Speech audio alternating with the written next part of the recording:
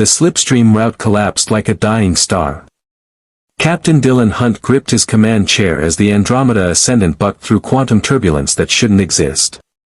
The main viewscreen showed Slipstream's familiar blue-white tunnel fragmenting into geometric impossibilities, angles that hurt to perceive, colors that had no name. 300 years frozen in time hadn't prepared him for this. Slipstream integrity failing. Bika Valentine's hands flew across her pilot console, blonde hair whipping as the ship lurched. The route's eating itself. I've never seen topology collapse like this. Rami, analysis.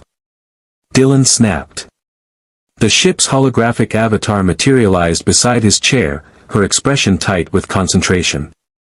Captain, we're experiencing a quantum cascade failure intersecting with a massive subspace distortion. The Magog world ship's weapons must have destabilized. Translation, we're screwed. Seamus Harper's voice cracked over internal comms from engineering. Boss, Slipstream's tearing apart. I'm reading dimensional barrier degradation. This isn't just a bad route, we're punching through reality. Tir Anasazi stood unmoved at tactical, genetically enhanced Nietzschean reflexes keeping him steady. Then we fight our way through. The Andromeda has survived worse. Not like this. Rami's avatar flickered. Captain, I'm detecting a wormhole signature intersecting our position. Not Slipstream, something else. Artificial. Massive energy expenditure creating a stable tunnel through. The universe screamed. Andromeda Ascendant, pride of the system's Commonwealth High Guard, 1,301 meters of glorious heritage-class warship, was torn from her reality and hurled into another. The transition lasted a subjective eternity and an objective microsecond. Dylan's consciousness fragmented across probability waves, seeing infinite possible universes. Then snapped back into singular existence with violent finality. Damage reports, he was shouting, not remembering when he'd started. Hull integrity at 94%, Rami reported, her avatar solidifying. Slipstream drive offline. Regenerative armor compensating for dimensional shear stress. We're holding together, but Dylan, her voice, his ship's voice, carried an emotion he rarely heard from her. Uncertainty. I don't know where we are. The view screen cleared, showing normal space. A yellow star burned in the distance. Orbital mechanics suggested they'd emerged in a solar system's outer reaches. Standard enough. Except nothing about their NAV computer's readings was standard. All Commonwealth beacons offline, Bika reported quietly. Slipstream routes aren't just collapsed, they don't exist. The quantum topology is completely different. It's like the universe rebuilt itself with different rules. We're not in Kansas anymore, Harper muttered over comms. Or the Commonwealth. Or anywhere in our reality. Boss, I'm reading 0, and I mean 0, familiar stellar cartography. Different constellations, different galactic structure. We're not just lost. We're somewhere else. Rev Bame's massive Magog frame appeared on the bridge, his reformed predator features contemplative. Perhaps the divine guided us from the world ship's pursuit to where we are needed. Or perhaps we're simply stranded in an unknown galaxy with no way home, Tyr countered. Assess tactical situation. Pretty philosophy helps nothing. Dylan stood, high guard training overriding the existential vertigo. 300 years ago, he'd been frozen in time near a black hole. He'd awakened to find his Commonwealth fallen, his civilization destroyed, his wife dead. He'd survived that. He could survive this. Rami, full sensor sweep. Bika, bring us to combat alert status but don't charge weapons. Harper, I need slipstream diagnostics yesterday. Tyr, tactical analysis of this system.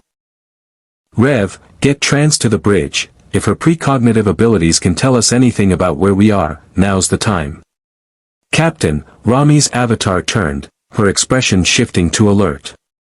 I'm detecting artificial satellites in orbit around the third planet.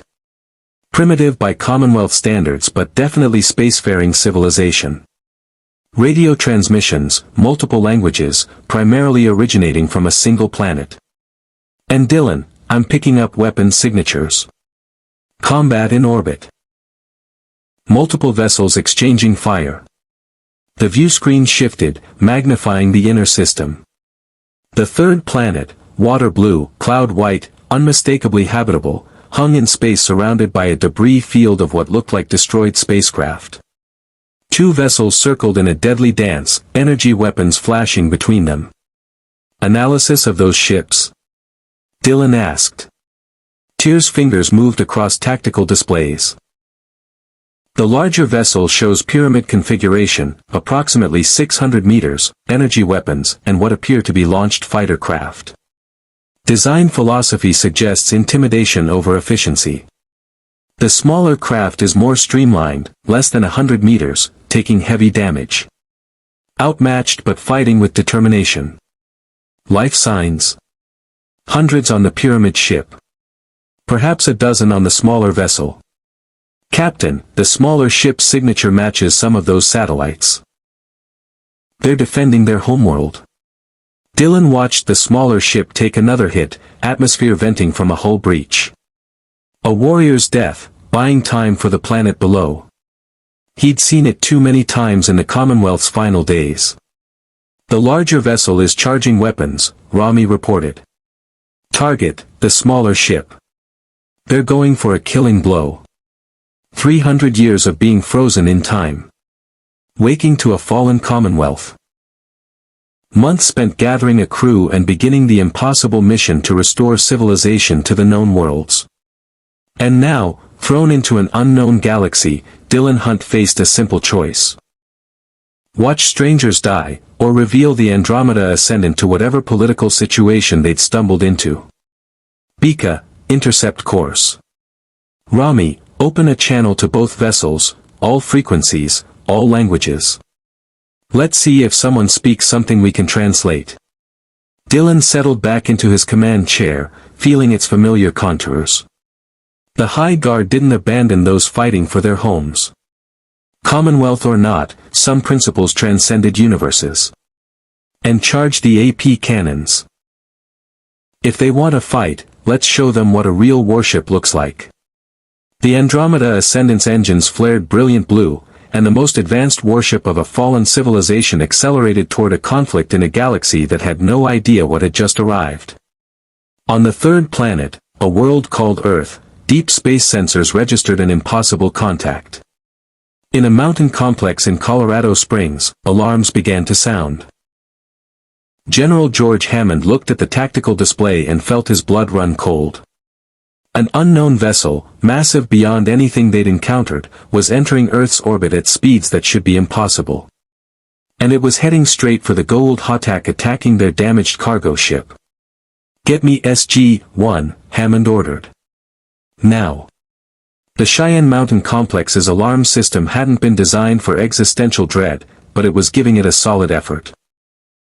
Red lights pulsed through the SGC's control room as technicians scrambled across stations, voices overlapping in controlled urgency that threatened to tip into panic.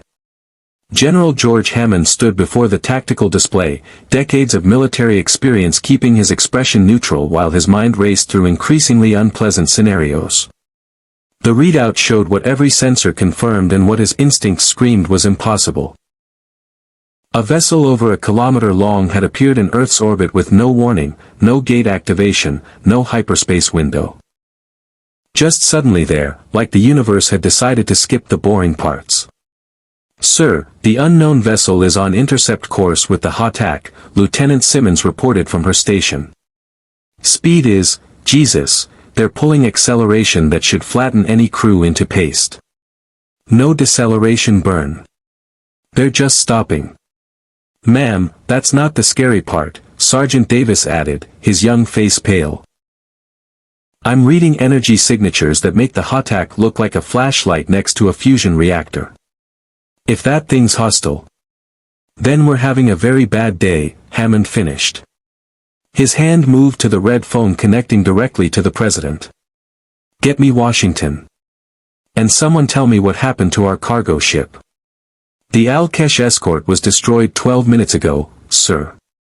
Cargo ship took critical damage but managed to retreat behind the moon. The Hatak was moving in for the kill when the unknown appeared.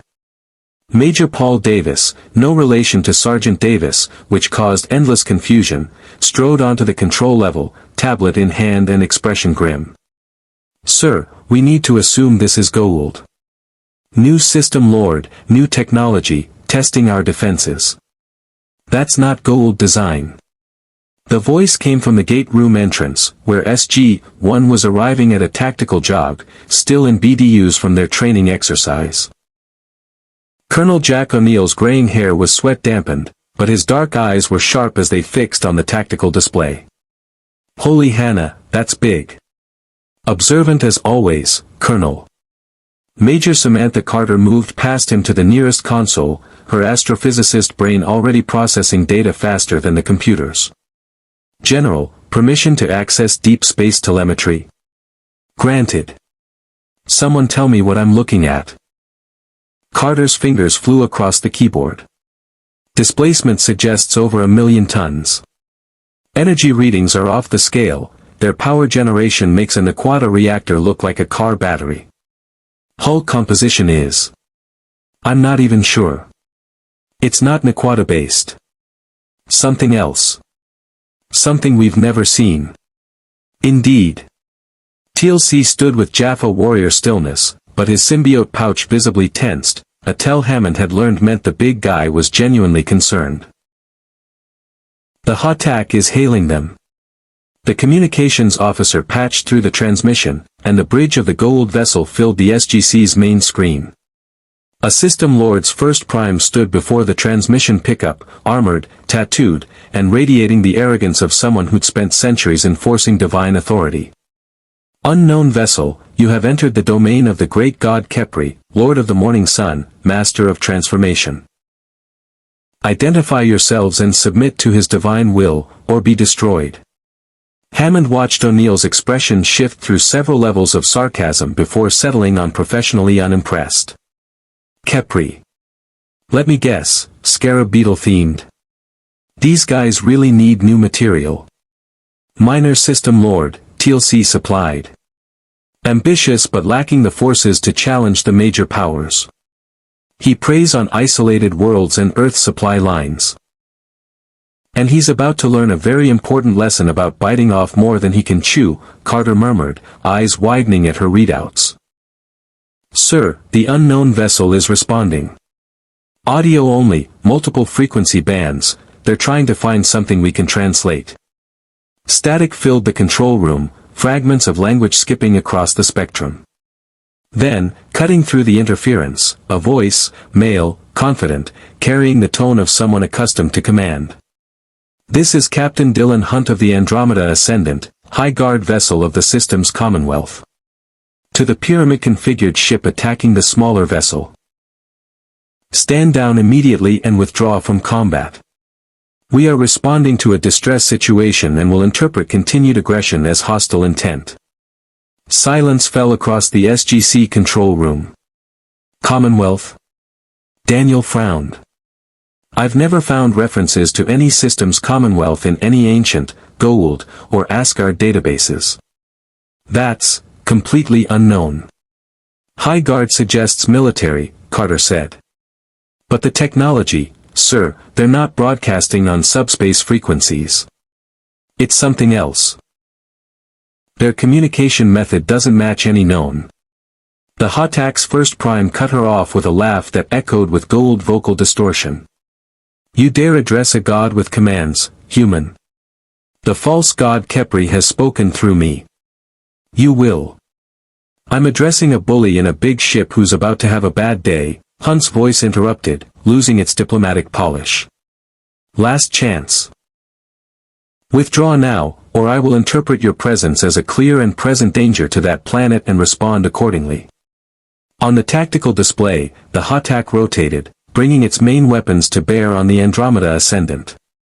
Oh, this is gonna be good, O'Neill muttered. The Hatak fired, plasma charges that could vaporize a city block streaking across space toward the unknown vessel. And stopped. Carter's screen erupted with data. Energy shield just activated. No, not Nequata-based. It's some kind of coherent gravity field deflecting the plasma before it even reaches the hull. The efficiency is impossible, we'd need a ZPM to generate that kind of. The Andromeda Ascendant returned fire. Streams of superheated antiproton particles, weapons that Commonwealth engineers had perfected over millennia, lanced across the void. The Hotak's shields, designed to withstand staff weapon fire and basic plasma charges, encountered directed antimatter traveling at relativistic speeds. They lasted approximately 1.3 seconds. The AP cannon fire punched through shields, through the pyramid ship's reinforced hull, through interior bulkheads, and out the opposite side in a display of overwhelming technological superiority that made Hammond's stomach drop. "Mother of God," someone whispered. The Hotak listed, atmosphere venting from dozens of hull breaches, internal explosions rippling through its structure. Secondary systems failed in cascades. It wasn't destroyed. But it was thoroughly, comprehensively neutralized as a threat. "Kepri's vessel is retreating, sir," Simmons reported unnecessarily. Everyone could see the Hotak limping away on emergency thrusters, its hyperspace engines sparking and failing. They're running. "Can't blame them," O'Neill said quietly. "I'd run too." Hunt's voice returned, now directed toward Earth. "Attention planet designate 3.7 astronomical units from primary star. This is Captain Dylan Hunt of the Andromeda Ascendant. We detected your vessel under attack and responded. We mean you no harm. We are lost. Our navigation systems do not recognize this region of space. We request diplomatic contact to establish our situation and render assistance to your damaged ship." Hammond looked at his senior team. Carter looked stunned. Daniel looked fascinated. TLC looked deeply concerned. O'Neill looked like a man calculating very long odds. "Sir," O'Neill said slowly, "that ship just swatted a Hotak like it was nothing. If they're hostile. Then we were already dead the moment they arrived," Hammond interrupted. "But they're asking for contact, not making demands." "Colonel, opinions?" "My opinion is that we're way out of our depth and should probably call the Asgard. But since Thor's busy with his own problems," O'Neill gestured to the screen. "We talk. Carefully. Very carefully. Because that thing could glass the planet if it wanted to. Major Carter, prepare a response. Standard first contact protocols but assume they're significantly more advanced than us." Hammond straightened his shoulders, feeling every one of his years. "And get me every piece of data we have on that ship's capabilities. If we're about to invite them to tea, I want to know if they can actually follow through on those implicit threats." Carter was already typing. "Sir, preparing response now." "But General, their power signatures are still climbing. Whatever that ship is, whatever this Commonwealth is, they're not just more advanced than the Goa'uld. They might be more advanced than the Ancients." "Indeed," TLC rumbled. "The question becomes, why are they here? And more importantly, what do they want?" Hammond watched the enormous vessel on the display, a sleek predator hanging in Earth's orbit, and wondered if humanity had just been saved or simply acquired a more sophisticated threat. Only one way to find out. "Open a channel," he ordered. "Let's see what this Captain Hunt has to say for himself." The Andromeda Ascendant's conference room had been designed to impress: polished surfaces, holographic displays, the subtle hum of a ship that represented the pinnacle of Commonwealth engineering. Dylan Hunt stood at the head of the table, watching his crew arrange themselves with the practiced efficiency of people who'd learned to work together despite vastly different backgrounds. Bika leaned against the wall, arms crossed, her salvager's instincts on high alert. Tyr stood at tactical posture near the door, genetically enhanced reflexes ready for threats. Rev Bame's massive frame occupied a reinforced chair, his reformed Magog features arranged in contemplative calm. Harper fidgeted with a datapad, nervous energy radiating from the engineer. And Rami, both her avatar hologram and her physical android body, monitored the ship's systems with the multitasking capability only an AI could manage. Okay, so to summarize, Harper said, breaking the silence, we're in a completely different universe. These Goa'uld things are parasitic snake aliens pretending to be gods by stealing human mythological identities. They've enslaved most of the galaxy for thousands of years, and the planet we just saved, Earth, is basically the Commonwealth's Tarn Vidra, except without the Commonwealth and with a lot more false gods trying to kill everyone. An oversimplification, but essentially accurate, Rami confirmed. The transmissions I've intercepted suggest a far more complex political situation. Multiple Goa'uld factions constantly warring, an underground resistance movement of symbiotes called the Tok'ra, a rebellion among the human warrior caste called Jaffa, and an alliance with an advanced species called the Asgard who are currently occupied with their own crisis. Sounds familiar, Bika muttered. Chaos, warfare, civilization on the brink. Just like home. Except we can't get home, Tyr stated flatly. Captain, we need to address strategic realities. We are a single ship in an unknown galaxy with no support, no resupply beyond what we can manufacture, and now every faction with sensors knows we exist. That Hatak we damaged will report to its System Lord. Word will spread. Dylan nodded slowly. I'm aware, Tyr. But we're not going to solve our situation by hiding. These people, this Earth, are fighting the same fight the Commonwealth fought. Tyranny. Slavery. False gods claiming dominion over free people. The Commonwealth lost that fight, Tyr reminded him. It fell. We are its remnants. Which is exactly why we know what's at stake. Dylan met his weapons officer's amber eyes. We restore the Commonwealth by living its values, not abandoning them the moment things get complicated. Captain, Rami's avatar stepped forward. Earth is responding to our diplomatic request. They're inviting us to send a delegation to a facility called Stargate Command in Colorado Springs, North America. They're transmitting coordinates and requesting we use, she paused, processing, ring transporters similar to Goa'uld technology. They seem surprised we have them. Because we don't, Harper said. Our teleportation systems are way more advanced than whatever these ring things are. Should I tell them that? No, Dylan said immediately. We don't reveal capabilities until we understand the political situation better. Rami, do we have the technical specs to interface with their transporter pads? Already calculated. I can adapt our systems. However, Dylan, they're requesting you specifically, plus 2 additional crew members. They're limiting delegation size, probably security protocol. Standard first contact caution, Bika observed. Can't blame them. We did just vaporize a significant portion of that pyramid ship. Disabled, not vaporized, Dylan corrected. And only because they wouldn't stand down. Rev, thoughts? Your diplomatic experience might be valuable here. The Magog priest's mandibles moved in what passed for a thoughtful expression among his species. The divine moves in mysterious ways, Captain. Perhaps we were brought here not by accident but by design. These people fight against beings who claim godhood falsely. They may need what we can offer. Hope, technology, proof that tyranny can be resisted. Or they may see us as a threat to be neutralized, Tyr countered. We should send an expendable delegation. Not the captain. High Guard protocol requires command presence in first contact situations, Dylan said. I'm going.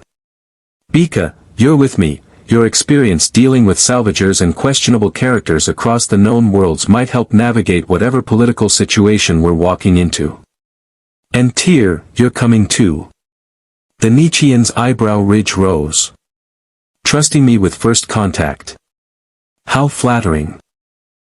I'm trusting you to keep us alive if this goes sideways. Your combat instincts and tactical analysis are unmatched.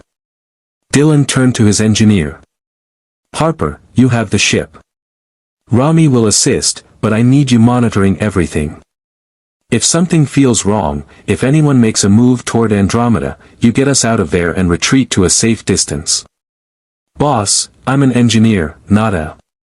You're a genius who's kept this ship running through impossible situations, Dylan interrupted gently. I trust you, Seamus. Keep our home safe. Harper swallowed hard, nodded. Rami, maintain full sensor sweeps. Monitor all transmissions. If there are other factions listening, and there will be, I want to know about them before they become problems. Understood, Captain. Her avatar smiled slightly. Try not to start an intergalactic incident. That's the plan. Dylan straightened his high guard uniform. The dark, formal dress uniform he'd worn 300 years ago, before time had stolen everything he'd known. The gold Commonwealth insignia caught the light. Let's go meet our new neighbors. The ring transporter deposited them in a gray concrete room that screamed military installation.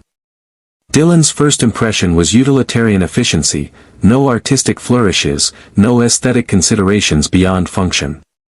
Very different from Commonwealth architecture but recognizable in its purpose. Armed personnel lined the walls, weapons at ready but not pointed. Professional. Disciplined. An older man in Air Force blues stepped forward, his bearing suggesting command authority despite the lack of overt displays. Behind him stood four others, a gray-haired colonel with sharp, assessing eyes, a blonde woman in military uniform whose intelligent gaze immediately fixed on Dylan with scientific curiosity, a younger man in civilian clothes carrying an almost comical number of books under one arm. And a large, dark-skinned man with a gold emblem on his forehead whose stillness reminded Dylan of Tyr's predatory calm. Captain Hunt, I presume, the older man said, extending a hand. General George Hammond, commanding officer of Stargate Command. Welcome to Earth. Dylan shook the offered hand, noting the firm grip and direct eye contact.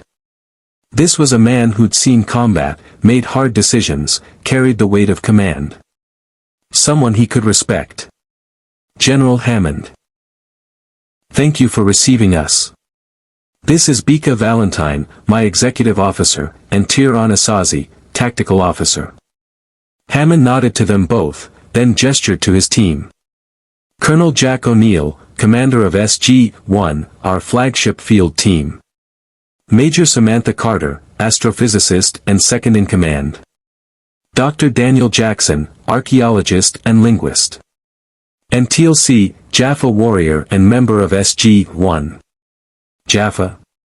Tyr's attention fixed on TLC immediately. The warrior caste serving the Goa'uld. Yet you stand with these humans. I was first primed to the false god Apophis, TLC said, his deep voice carrying weight. I have since learned the Goa'uld are not gods. I fight now for the freedom of all Jaffa and the defeat of those who would claim divinity through force. Tyr's expression shifted minutely. Respect, Dylan recognized. Warrior acknowledging warrior. That's a conversation I'd like to hear more about, Dylan said. General, we have a lot of questions. Where we are, how we got here, what the strategic situation. And we have questions for you, O'Neill interrupted, not rudely but firmly. Starting with. What the hell kind of ship is that, and where did you really come from? Because that light show you pulled on Kepri's Hatak was impressive, and by impressive, I mean terrifying. Jack, Hammond said warningly. What? I'm just saying what everyone's thinking. That's a big ship with big guns and we know exactly nothing about it except it showed up out of nowhere and can apparently swat gold vessels like flies. Forgive me for being curious about whether we just got new friends or really well-armed new problems. Bika laughed, a short, sharp bark of humor. I like him. He's paranoid. Paranoid is smart in a galaxy full of people trying to kill you. Indeed, TLC agreed, the corner of his mouth twitching slightly. Dylan felt the tension in the room, not hostile, but cautious. Everyone assessing everyone else. He'd been in enough first contact situations to recognize the dynamic. Time for honesty, at least partial honesty. We're from the system's Commonwealth, he began. Or we were. 300 years ago, I was a high guard officer serving aboard the Andromeda Ascendant when we were caught in a battle near a black hole. Time dilation froze me and the ship while the Commonwealth fell around us. I woke up months ago to find everything I knew destroyed, everyone I loved dead, and my civilization collapsed into chaos. He saw understanding flicker across Daniel's face, something that looked like empathy. We've been working to restore the Commonwealth, Dylan continued. Gathering allies, fighting tyranny, trying to rebuild what was lost. Then we pursued a threat through slipstream, our faster-than-light travel method, and something went catastrophically wrong. The slipstream route collapsed and intersected with what Rami, our ship's AI, detected as an artificial wormhole. We were pulled through a dimensional barrier into your reality. Our navigation systems don't recognize anything. The quantum topology of your universe is fundamentally different from ours. We're not just lost, General. We're stranded in a completely different reality. Silence. Carter spoke first, her voice tight with contained excitement. You're saying you're from a parallel universe? That's actually possible with wormhole. Captain Hunt, you're telling me you have no way home? Not without re-establishing slipstream routes, which requires quantum navigation data we don't have and can't acquire in this universe. We're here, General. For better or worse. And you just happened to arrive when Earth was under attack, O'Neill said skeptically. That's convenient. That's concerning, Dylan corrected. Because if your enemies are as widespread as your transmissions suggest, then we've just painted a target on ourselves by helping you. Every Goa'uld faction will want to know what we are and how to either control us or destroy us. Tyr spoke up, his tone analytical. Captain Hunt follows high guard protocols because that's what he believes in. Personally, I think interfering was tactically questionable. But since we did, we might as well see it through. Tell us about these Goa'uld. Everything. Their fleet strength, command structure, technological capabilities, political divisions. If we're going to survive in this galaxy, we need intelligence. Hammond exchanged glances with O'Neill, some silent communication passing between them. Then the general nodded slowly. Then I suggest we adjourn to the briefing room. This conversation is going to take a while. He paused. And Captain, welcome to the war against the Goa'uld. Something tells me things just got a lot more complicated for everyone involved. The SGC briefing room had all the charm of a bunker, which made sense given it was literally in a bunker. Dylan sat across from Hammond, flanked by Bika and Tyr, while SG-1 arranged themselves on the opposite side of the table. The power dynamic was carefully balanced, neither side dominating, both maintaining professional distance. Daniel Jackson was setting up a laptop connected to a projector, his movements carrying the distracted energy of someone more comfortable with ancient texts than military briefings. Okay, so, this is going to sound insane, but bear with me. About 10,000 years ago, an alien species discovered Earth. For the next hour, Dylan listened as SG-1 laid out the reality of the Stargate universe with the matter-of-fact tone of people who'd lived through impossibilities so often they'd become routine. The Goa'uld's parasitic nature. The enslavement of billions across thousands of worlds seeded with transplanted humans. The Stargate network itself, ancient transportation technology allowing instantaneous travel between planets. The System Lord's constant warfare. The Tok'ra resistance. The Jaffa's biological dependency on symbiotes. The Asgard's alliance and their replicator crisis. Earth's desperate fight for survival using stolen and reverse-engineered alien technology.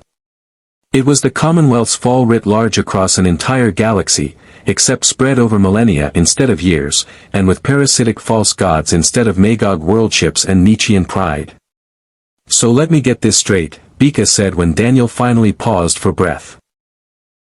These Goa'uld snakes crawl into people's heads, take complete control, and then play dress-up as gods from Earth's mythologies because they're too lazy to develop their own cultural identities. That's, actually a surprisingly accurate summary, Daniel admitted. And the Jaffa, no offense, she nodded to TLC, carry baby snakes in pouches that keep them healthy but also make them dependent on their gods for survival. A biological leash, Tyr observed, his tactical mind clearly cataloging the information. Elegant from a control standpoint. Create a warrior caste that physically requires you to survive. The Nietzschean breeding programs attempted similar genetic dependencies, though less successfully. You have experience with genetic engineering? Carter leaned forward, scientific curiosity overriding caution. The Nietzschean people are the result of centuries of directed genetic enhancement, Tyr said with evident pride. Strength, speed, durability, intellect, all optimized beyond baseline human parameters. We are what humanity becomes when it embraces its potential rather than limiting it through false egalitarianism. And modest too, O'Neill muttered.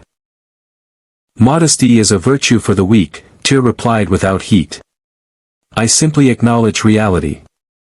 Dylan cut in before the philosophical debate could spiral. General Hammond, this Stargate network, how many worlds are we talking about? Thousands in this galaxy alone, Hammond replied. The ancients, the species who built the Stargates, seeded them across the Milky Way over 50 million years ago. We've barely explored a fraction of them. Most are controlled by the Goa'uld or abandoned entirely. And you travel through these gates how exactly? Bika asked. Daniel's eyes lit up behind his glasses. Okay, so the Stargate creates a stable wormhole by locking onto 7-point coordinates based on constellations relative to the gate's position. You dial an address, the wormhole forms, and you step through and are instantly transmitted to the destination gate. The trip is one way per wormhole establishment, takes about 4 seconds subjectively, and the maximum duration is 38 minutes before the wormhole collapses. Dylan exchanged glances with Bika. In Commonwealth terms, this was revolutionary technology, instant point-to-point travel without slipstream navigation, without pilot dependency, without route mapping. Crude compared to slipstream in some ways, but the sheer reliability and energy efficiency were stunning. We need to see this, Dylan said. If we're going to understand the strategic situation, we need to understand the primary means of transportation and combat deployment. Actually, we were hoping you might join us on a mission, O'Neill said casually. Too casually. There's a planet we've been working with, Edora, nice folks, pre-industrial but friendly, that's been having some trouble with Goa'uld scouts. Nothing major, but we're overdue for a check-in. Figured it might be a good way to show you how this whole Stargate thing works in practice. Dylan recognized the gambit immediately. O'Neill wanted to see how they operated in the field, assess their capabilities beyond ship-to-ship combat, evaluate whether they were trustworthy allies or potential threats. Smart. Dylan would do the same in his position. A field evaluation, Tyr stated bluntly. You want to observe how we function before committing to any alliance. We prefer to think of it as getting to know each other better, Hammond said diplomatically. But yes, Captain Hunt, Colonel O'Neill's suggestion serves multiple purposes. You'd see how we operate, we'd see how you operate, and a genuine mission provides better assessment than any amount of conference room discussion. Plus, O'Neill added, if Kepri's people are talking, and they will be, then every system lord with delusions of grandeur is going to be planning how to either recruit you or destroy you. Better you understand what you're facing before someone like Baal or you decides to make a move. Baal and you. Bika raised an eyebrow. These are actual names. The Goa'uld lack imagination, TLC rumbled. They steal identities from conquered cultures and wear them like trophies. Baal was a Canaanite deity. Yu is among the eldest system lords, claiming the identity of the Chinese Jade Emperor. Both are cunning, powerful, and will view the Andromeda Ascendant as either a weapon to acquire or a threat to eliminate. Dylan stood, pacing to the window that looked down on the Stargate itself, a massive ring covered in symbols, currently inactive but radiating a sense of ancient purpose. Commonwealth ruins had that same feeling, that weight of vanished civilizations leaving their mark on the universe. Captain Hunt has something of a savior complex, Tyr said into the silence, addressing Hammond directly. He will agree to this mission because he cannot help himself. He sees people in need and intervenes, regardless of tactical considerations or personal safety. It is simultaneously his greatest strength and most exploitable weakness. Tyr. Am I wrong? The Nietzschean met Dylan's eyes. You froze yourself in time fighting to save the Commonwealth. You woke up and immediately began trying to restore it despite impossible odds. You helped these people the moment you saw them under attack, without knowing anything about the political situation. You will join this mission because that is who you are, and everyone in this room knows it. Silence stretched. Then Bika laughed, shaking her head. He's not wrong, boss. You do have a hero thing going on. Dylan sighed. The High Guard exists to protect the innocent and uphold the Commonwealth's values. Even in a universe that never knew the Commonwealth existed, those values matter. General Hammond will join your mission to Adora. But I want to be clear about our capabilities and limitations. He turned back to the table, command voice engaging. The Andromeda Ascendant is the most advanced warship of our civilization, but we're alone. No fleet support, no Commonwealth reinforcements, finite ammunition reserves despite manufacturing capability. We can fight very effectively, but we can't win a war against an entire galactic empire by ourselves. If we're going to survive in this galaxy, we need allies. Real allies, not temporary convenience partnerships. That's what we're evaluating, Hammond said. Whether we can be those allies. Whether you can be trusted with the gate addresses of Earth's allied worlds, with the security protocols that keep this planet safe, with the intelligence that could be devastating if it fell into Goa'uld hands. A reasonable concern, Dylan acknowledged. The question you're really asking is, are we the Commonwealth we claim to be, or are we just another faction looking for advantage in someone else's war? Something like that, O'Neill agreed. Then I'll answer with actions rather than words. When do we leave for Adora? Hammond checked his watch. SG-1 can be ready in 2 hours. I assume you'll need time to prepare and inform your crew. Rami will coordinate with your technical staff on maintaining position in orbit. Harper can handle ship operations during our absence. We'll need basic briefing materials on Adora's culture and recent history. Dylan looked at Tyr and Bika. Standard first contact protocols. We observe, we assist if needed, we don't impose Commonwealth values on pre-industrial cultures. The prime directive approach, Daniel said, brightening. You have similar protocols in your Commonwealth? Any civilization that spreads across multiple worlds learns quickly that cultural contamination destroys as surely as weapons, Dylan replied. The Commonwealth believed in trade, cooperation, mutual respect, not conquest or forced assimilation. Though, he added dryly, we learned those lessons through some spectacular failures first. Join the club, O'Neill muttered. We've made plenty of our own mistakes. Turns out, don't accidentally cause civilizational collapse is trickier than it sounds. Carter cleared her throat. Captain Hunt, before we go, I have about 10,000 questions about your ship's technology. That energy shield configuration, the propulsion system that doesn't match any hyperdrive signature we've seen, the weapons that punched through a Hotak's shields like they weren't there. Major, Hammond interrupted gently. Sir, this is potentially the most significant technological contact since the ancients. If we could establish cooperation, exchange information. One step at a time, Carter, O'Neill said. Let's make sure they're not secretly evil first, then you can geek out over their engine specs. We're not evil, Bika said flatly. But we're not naive either. Technology exchange requires trust on both sides, and trust takes time.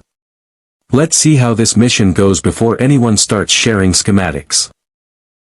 A wise approach, TLC observed. Many alliances have been destroyed by premature knowledge transfer. The Tok'ra learned this when Goa'uld infiltrators stole their tunnel crystal technology. Dylan made a mental note, there were trust issues here beyond just the Andromeda's arrival. This wasn't a unified front but a coalition of wary partners who'd been burned before. The Commonwealth had dealt with similar situations after the Magog invasion began fracturing the member worlds. We'll be careful, he promised. General, 2 hours. We'll meet your team at the Stargate. Hammond stood, offering his hand again. Then welcome to Earth's war, Captain.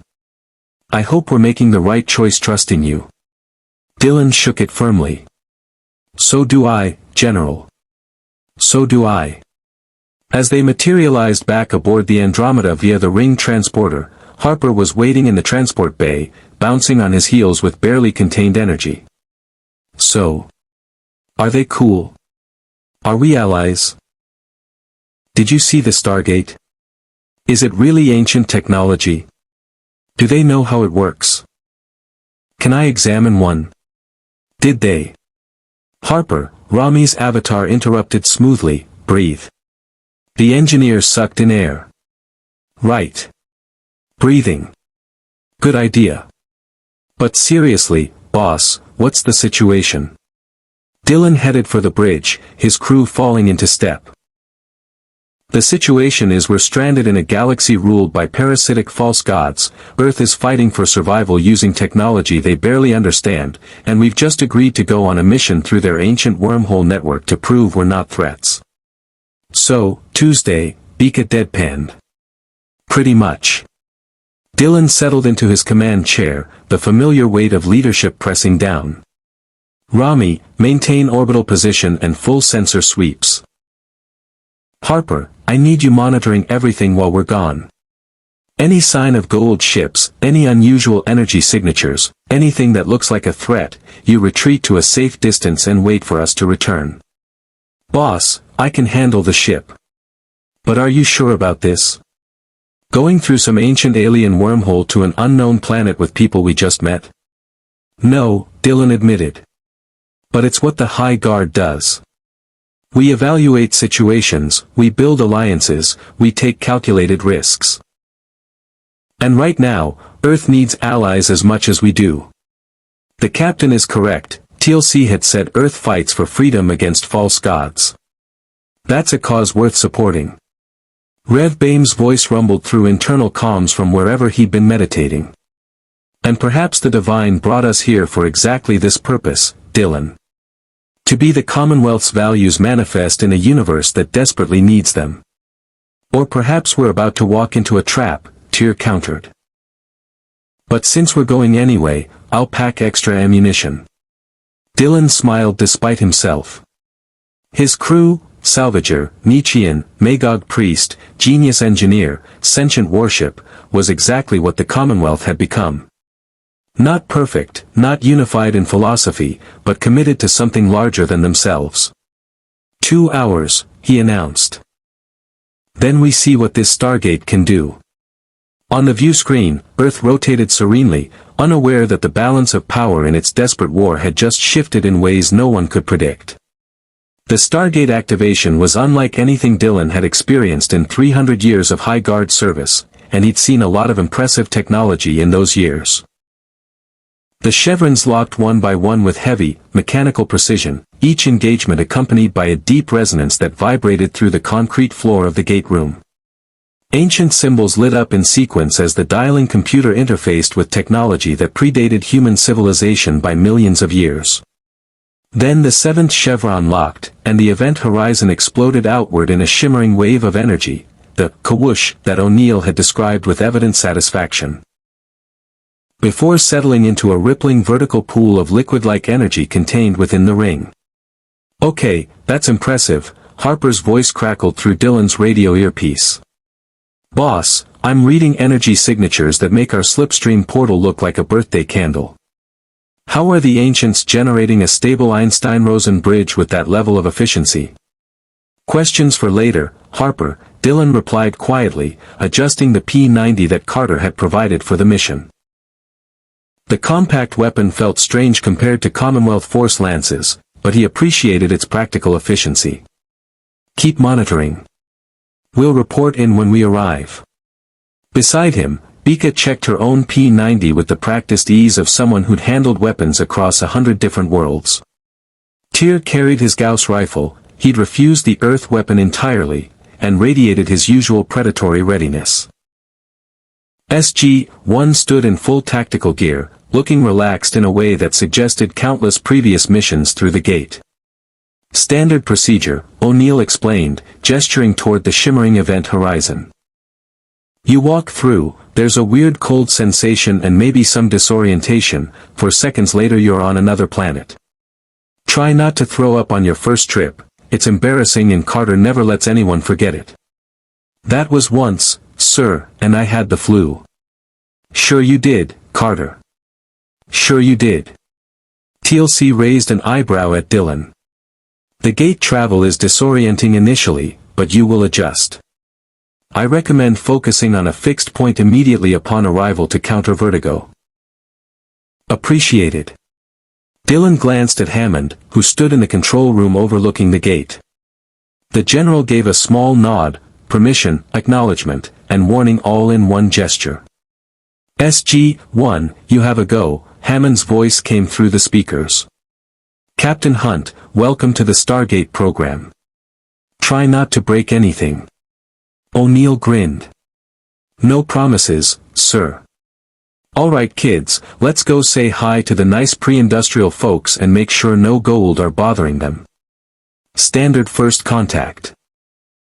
Daniel does the talking, Carter does the scanning, TLC and I do the intimidating, and our new friends do whatever Commonwealth people do on away missions. We try not to start intergalactic incidents, Bika said sweetly. Yeah, we'll see how long that lasts. O'Neill stepped toward the gate, pausing at the event horizon. Oh, and Captain. The first time's always weird. Don't fight it. He stepped through and vanished into the rippling energy. Carter followed immediately, then Daniel with his pack of archaeological equipment. TLC gestured for Dylan to proceed, warrior courtesy ensuring the guests went before the rear guard. Dylan took a breath, thought briefly about how thoroughly bizarre his life had become, and walked into the Stargate. Cold. That was his first impression. A bone-deep cold that had nothing to do with temperature and everything to do with being disassembled at the molecular level, transmitted through a wormhole as energy, and reassembled thousands of light-years away. The sensation lasted subjectively forever and objectively 4 seconds. Commonwealth slipstream was smooth by comparison, a gentle slide through quantum space. This was immediate, violent, efficient. He stumbled slightly emerging on the other side, caught himself, and registered the completely alien landscape surrounding him. Not alien, that was the shock. Familiar. Trees, roughly analogous to earth pines. Grass under his boots. Blue sky with white clouds. A yellow sun hanging overhead. The Stargate behind him, identical to Earth's, standing in a clearing surrounded by forest.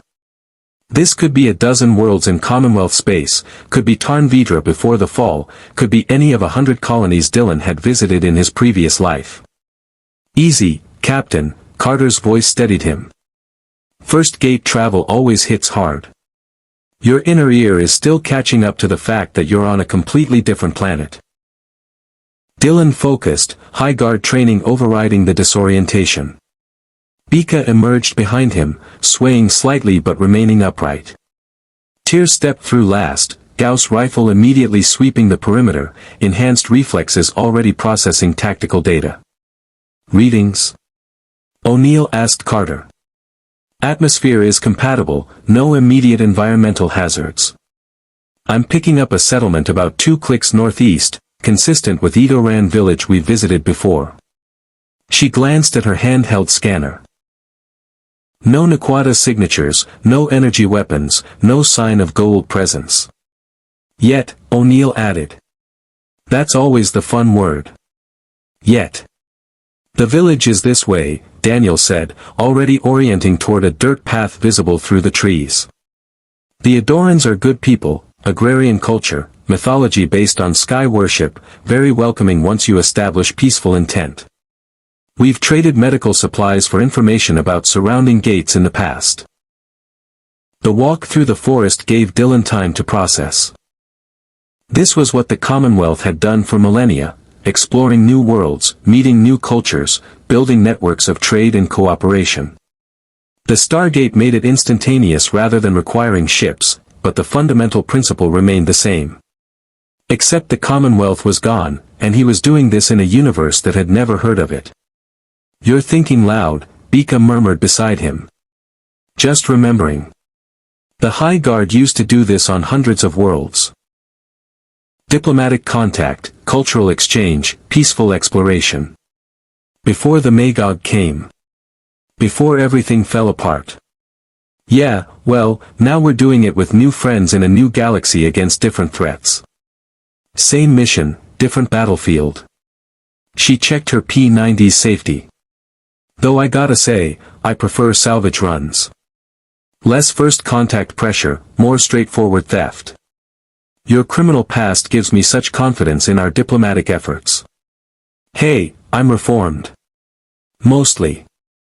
Sort of." The village appeared through the trees, simple wooden structures, thatched roofs, people in homespun clothing working fields with pre-industrial tools. Children played near a central well. Smoke rose from cooking fires. It was pastoral, peaceful, and achingly familiar to anyone who'd seen the outer Commonwealth worlds before technology brought them into the fold. An older man noticed their approach, called out in a language Dylan didn't recognize. Daniel immediately stepped forward, hands raised in peaceful greeting, responding in what sounded like the same tongue. The exchange was rapid, gestures friendly, and within moments the village elder was smiling and clasping Daniel's forearm in welcome. "He says they've seen no strangers since our last visit 3 months ago," Daniel translated. "Harvest has been good, no illnesses, no problems. They're happy to see us again." He paused, listening to another rapid exchange. "He's asking about our new friends, that would be you three." Dylan stepped forward, let Daniel introduce them as allies from a distant world helping Earth against the Goa'uld. The elder's expression grew serious at the mention of the false gods, and he launched into what sounded like a worried explanation. Daniel's face tightened. He says 2 days ago, they saw lights in the sky, metal birds flying overhead. Death gliders, he calls them.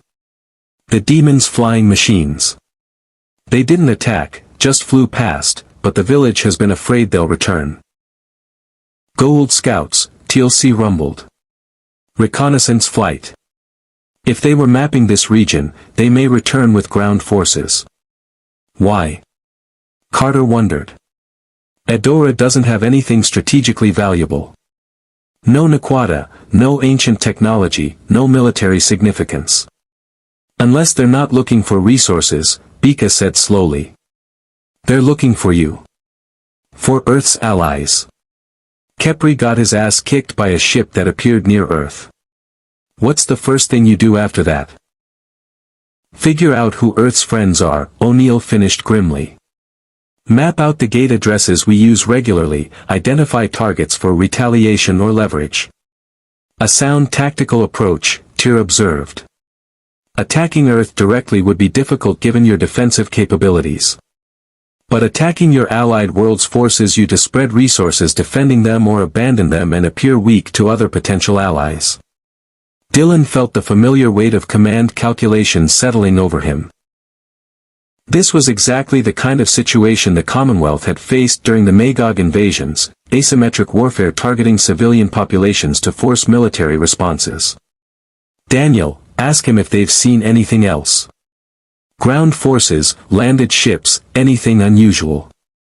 More rapid conversation. The elder shook his head, but a younger woman, his daughter, Dylan guessed from the resemblance, spoke up hesitantly. Daniel listened, his expression growing more concerned. She was gathering herbs in the western forest yesterday evening. She saw lights near the Stargate, heard strange voices. She was too frightened to investigate closely, but she thinks there might be people camped near the gate. Jaffa Patrol, TLC said immediately. Standard Goa'uld procedure, establish presence near the gate to monitor and control traffic. They may be observing who comes and goes, reporting back to their System Lord. O'Neill's hand moved to his radio. Hammond, this is O'Neill. We may have Jaffa presence near the gate. Requesting permission to investigate before extraction.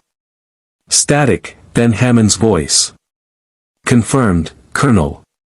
Assess threat level but don't engage unless necessary. We don't need an incident with whichever System Lord is running ops in this sector. Copy that, sir. O'Neill looked at Dylan. So, Captain, want to see how we handle first contact with the other kind of alien? The kind that shoots first and asks questions never.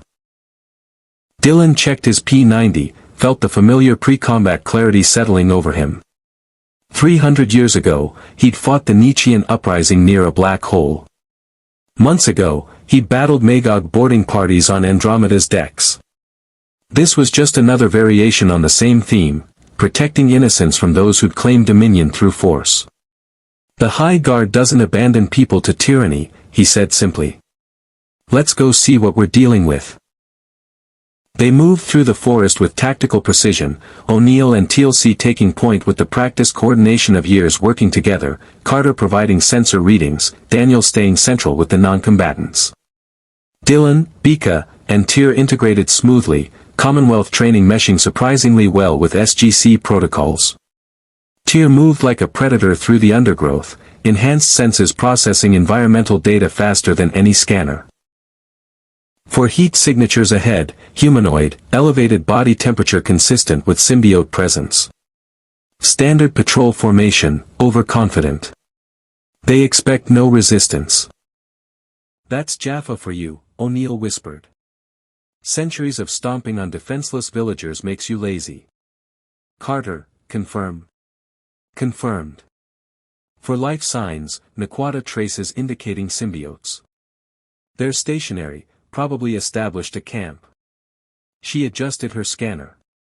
No communication with orbiting vessels detected. This looks like a ground observation team, not an invasion force. We could eliminate them, Tyr suggested clinically. 4 against 8. Advantageous numbers, surprise on our side, superior training. Or we could talk to them, Daniel interjected quickly. Not all Jaffa are mindless fanatics. TLC wasn't. Some can be reasoned with, shown that the Goa'uld aren't gods. Some can, TLC agreed. But these serve a System Lord conducting reconnaissance on Earth's allies. They are unlikely to be receptive to philosophical discussion. Plus, O'Neill added, if we kill them and they don't report in, their boss sends more. With bigger guns. And probably bombers. I'm trying to avoid the accidentally start a war option if possible. Dylan held up a hand for silence, considering options with the tactical assessment training that had been drilled into every High Guard officer. What if we don't kill them and don't let them report?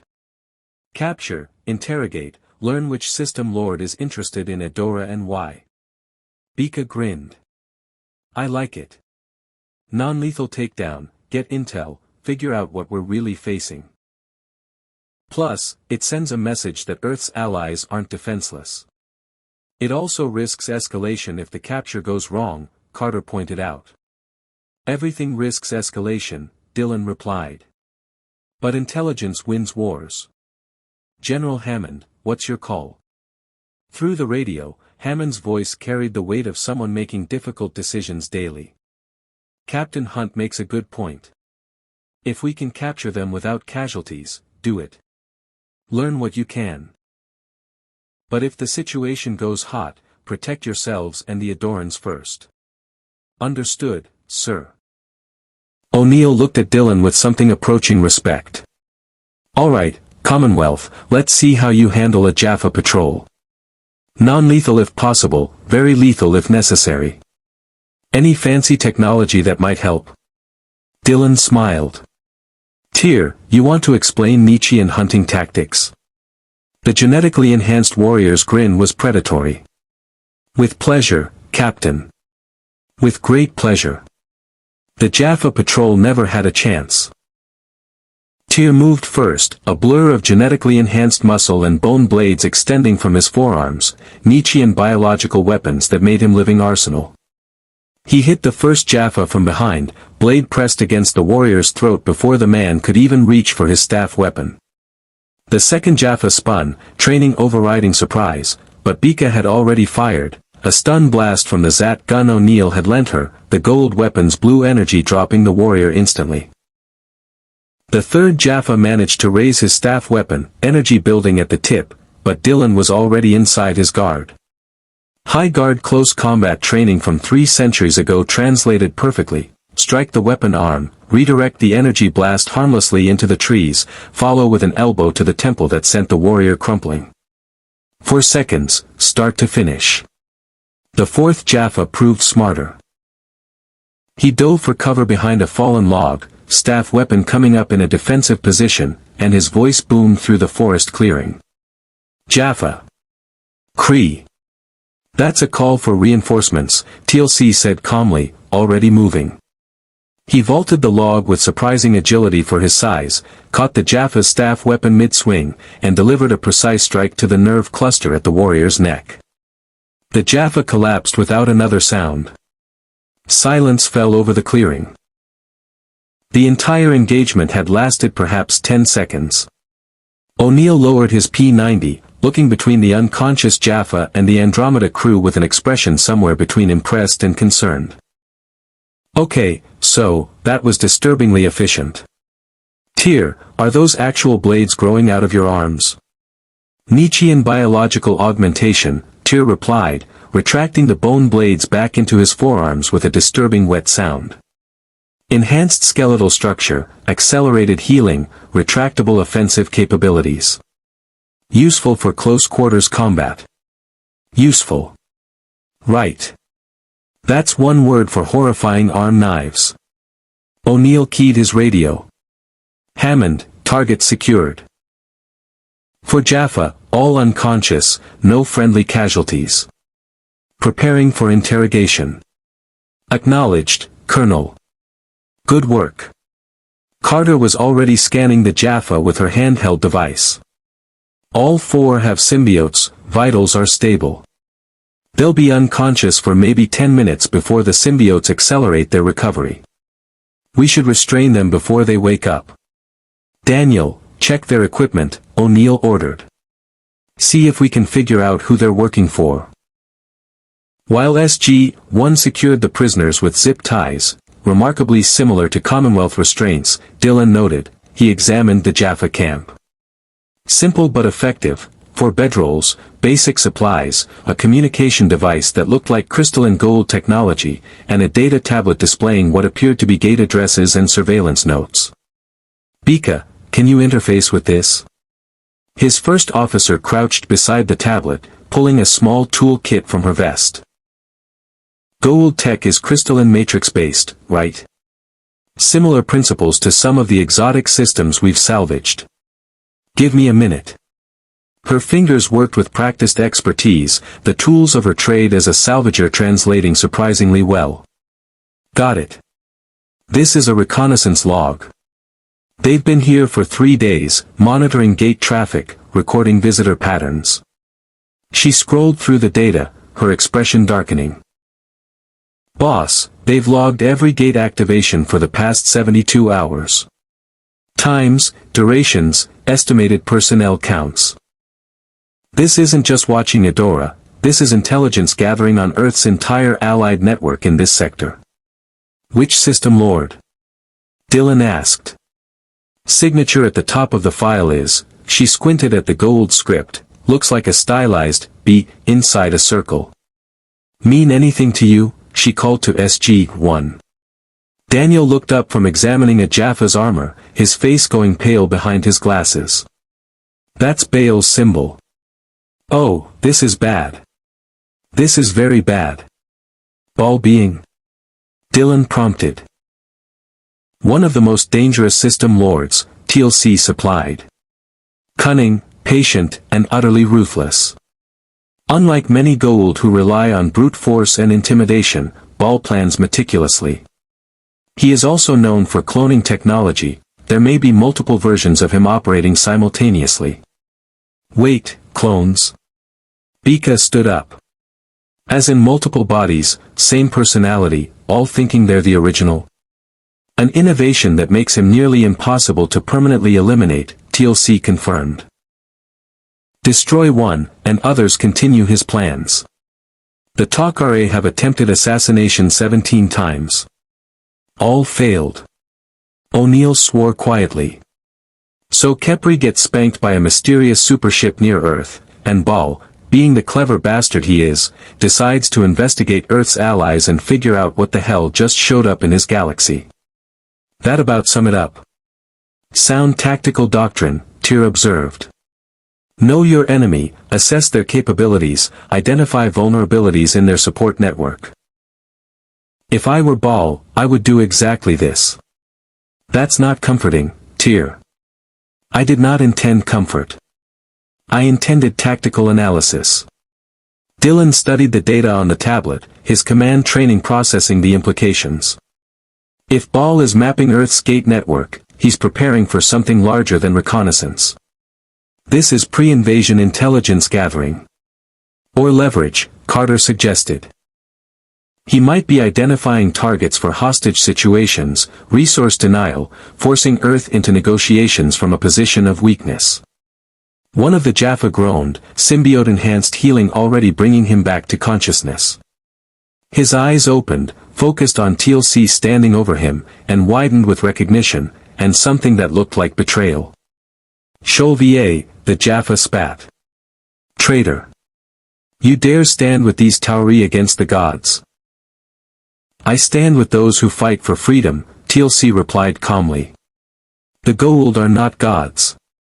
They are parasites who enslave through lies. You know this truth, even if you will not acknowledge it. The god Baal will punish you for this heresy. He will punish all of you. The Jaffa's gaze swept across SG-1, then landed on Dylan and his crew. And you, what manner of warriors are you? Your clothing carries no mark of servitude. You are not Jaffa, not Tauri. What are you? Dylan crouched to the Jaffa's eye level, keeping his voice level and professional. We're people who don't believe anyone has the right to claim godhood over others. You're Baal, he's planning something involving Earth and her allies. What are his orders? The Jaffa's expression shifted to religious zealotry. I will tell you nothing, unbeliever. The god Baal's will is beyond your comprehension. You have already sealed your fate by interfering with his servants. That's usually how this goes, O'Neill muttered. Fanatical loyalty, threats about divine punishment, no useful intel. Daniel, want to try that Goa'uld aren't really God speech? Sometimes it works. Sometimes being the key word, Daniel acknowledged, but he stepped forward anyway, launching into a well-practiced explanation of Goa'uld biology, the parasitic nature of the symbiotes, the stolen technology from the ancients. Dylan had heard similar arguments from Rev Baim about the Magog. Trying to reach those who'd been indoctrinated into serving monstrous causes. The other Jaffa were waking now, and their reactions varied. Two showed the same fanatical loyalty as the first. But the fourth, youngest, Dylan noted, probably only recently implanted with his symbiote, listened to Daniel's words with something that might have been doubt flickering across his features. You lie, one of the older Jaffa insisted. The gods created the Jaffa to serve them. Without the symbiotes they provide, we die. This is the covenant. A covenant you never agreed to, Bika interjected. You were born into slavery and told it was divine purpose. That's not worship, that's hostage-taking with extra steps. The Tok'ra offer treponin, Carter added. A drug that replaces the symbiote's immune function. Jaffa can be free of the biological dependency. TLC uses it. He's living proof you don't need the Goa'uld to survive. Lies. Sholvier lies. But there was desperation in the shout now, the sound of faith cracking under the weight of evidence. The youngest Jaffa spoke quietly. Is it true? There is a way to live without the Primta. There is, TLC said. I have lived free for 6 years. I serve no false god. I fight for the freedom of all Jaffa. You could do the same. Dylan watched the conflict play across the young warrior's face, duty versus doubt, indoctrination versus hope. He'd seen similar expressions on Nietzschean rebels who'd broken from their pride's genetic orthodoxy, on Commonwealth citizens who'd questioned the government's policies during the Magog crisis. Then the moment shattered. The oldest Jaffa's hand moved, faster than anyone anticipated, snatching something from his belt, a small crystalline device that began emitting a high-pitched tone. A beacon.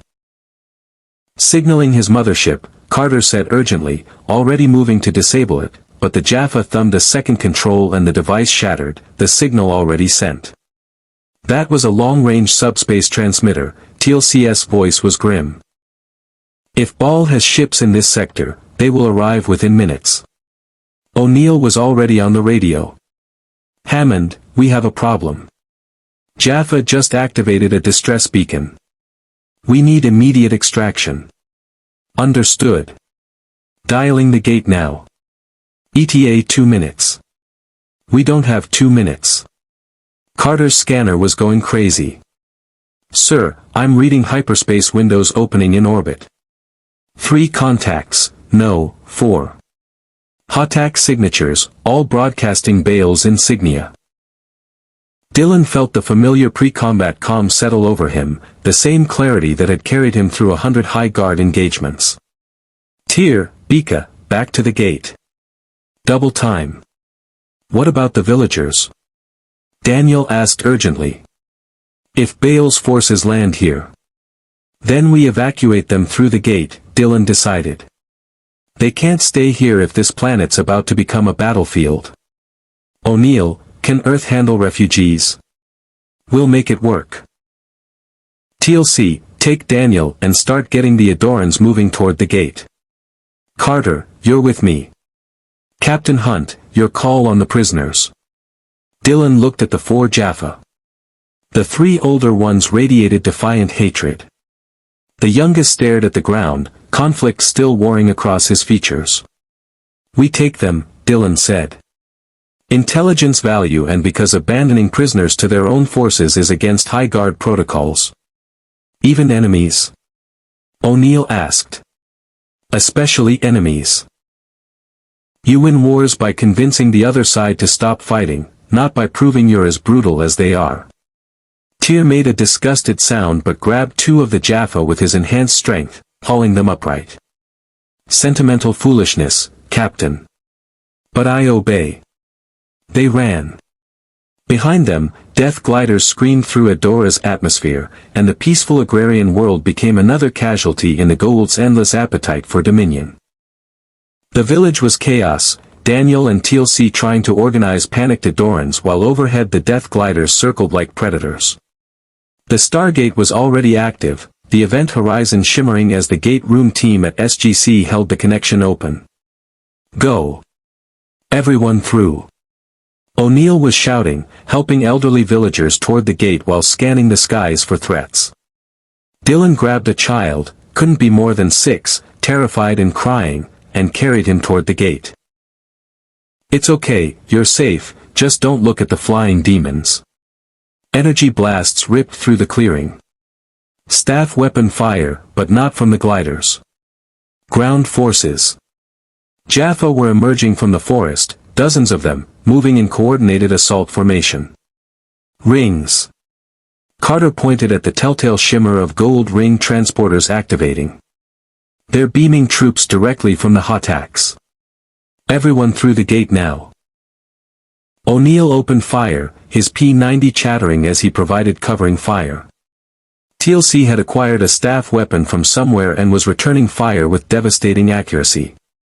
Bika grabbed the village elder, physically shoving him toward the event horizon despite his protests about his home. Your home doesn't mean shit if you're dead. Move. Dylan sent the child through the Stargate with his mother, then turned back to assess the tactical situation.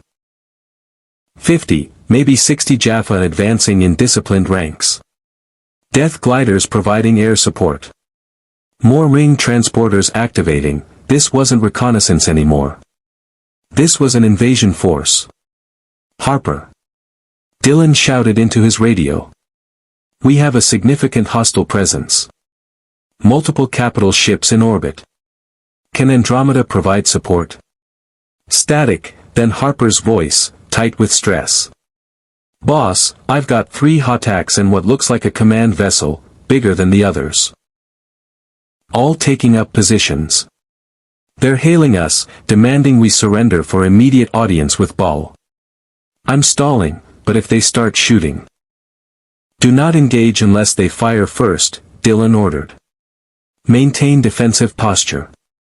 We're extracting through the gate. Copy that. Boss, be careful. This Baal guy seems really interested in you specifically. The Hales keep asking about the Commonwealth ship's commander. Of course they did. Baal was cunning, patient, and now extremely curious about the vessel that had humiliated one of his rivals. Dylan had just made himself a target for one of the most dangerous system lords in the galaxy. Consequences for another time. Right now, survival. The last of the Edoran villagers stumbled through the gate. SG-1 was falling back in good order, covering each other with the practiced coordination of years working together. The Jaffa advance was relentless, staff weapons lighting up the clearing with energy fire. Tyr, Bika, through the gate. Dylan ordered. Not before you, Captain, Tyr replied, his Gauss rifle punching through Jaffa armor with brutal efficiency. High guard protocols. Can go to hell. Move, Captain. Now. A staff blast caught Dylan's shoulder, spinning him.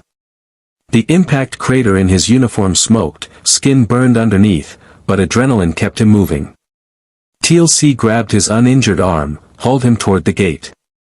Your Nietzschean is correct, Captain Hunt. Live to command another day.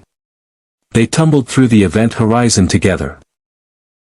4 seconds of cold, of molecular disassembly and reassembly, and Dylan was back in the SGC gate room, SGC personnel rushing to help wounded, Edoran refugees huddled in confused terror, alarms blaring. Hammond's voice cut through the chaos. Close the iris. The titanium barrier slammed shut 3 micrometers from the event horizon. An instant later, something impacted from the other side, probably a staff blast or Jaffa attempting to follow. The iris held, and the gate shut down. Silence fell, broken only by heavy breathing and someone's pained groan. Dylan realized it was him. Medical teams to the gate room, Hammond ordered. Captain Hunt, welcome back. That looked intense. Dylan leaned against the ramp, shoulder burning, mind already processing the tactical implications. General, Baal knows about us now. Knows about the Andromeda, knows we're working with Earth. This just became significantly more complicated. O'Neill limped over, favoring his left leg but grinning despite the blood on his BDUs. Yep.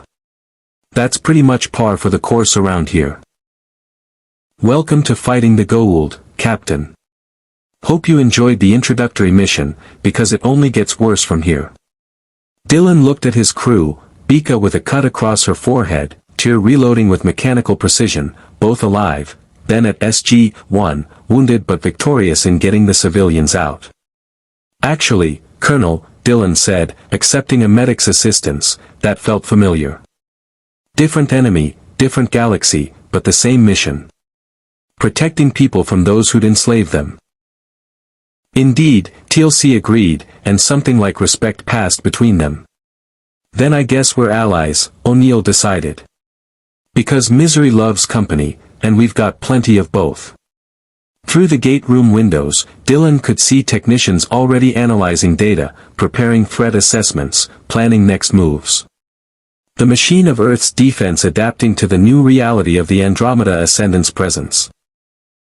And somewhere in orbit above a now-occupied Adora, Baal was learning everything he could about the Commonwealth ship that had just complicated his plans.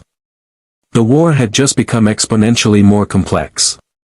The SGC infirmary smelled like antiseptic and determination, a combination Dylan remembered from Commonwealth military hospitals after the Magog attacks began. Dr. Janet Fraser worked with brisk efficiency, treating his shoulder burn while simultaneously coordinating care for 3 wounded SG-1 members, 2 injured Edoran refugees, and keeping a professional eye on the 4 Jaffa prisoners who'd been sedated and secured in the isolation ward. Second-degree burns, some muscle damage, but nothing permanent, Fraser announced, applying regenerative gel that was surprisingly advanced for Earth's current technology level. "You got lucky, Captain. Staff weapon blasts at closer range would have taken your arm off. Commonwealth uniforms have some thermal shielding built in," Dylan explained. "Enough to diffuse the worst of it. I'd love to examine the material composition sometime." She sealed the wound with synthetic skin that would dissolve as natural healing progressed. "But for now, you're cleared for light duty. Try not to get shot again for at least 48 hours. I'll add it to my schedule." Across the infirmary, O'Neill was arguing with Fraser about his leg injury, a losing battle, as the colonel's protests were clearly outmatched by the doctor's no-nonsense authority.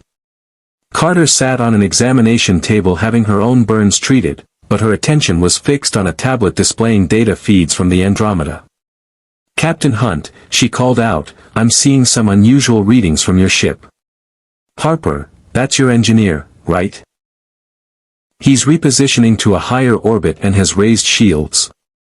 Is something happening?" Dylan's radio earpiece crackled before he could respond. "Boss, we've got company.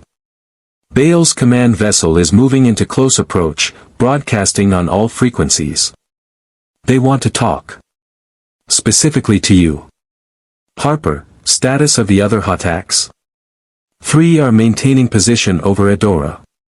The big one, and I mean big, like twice the size of the others, is coming to us.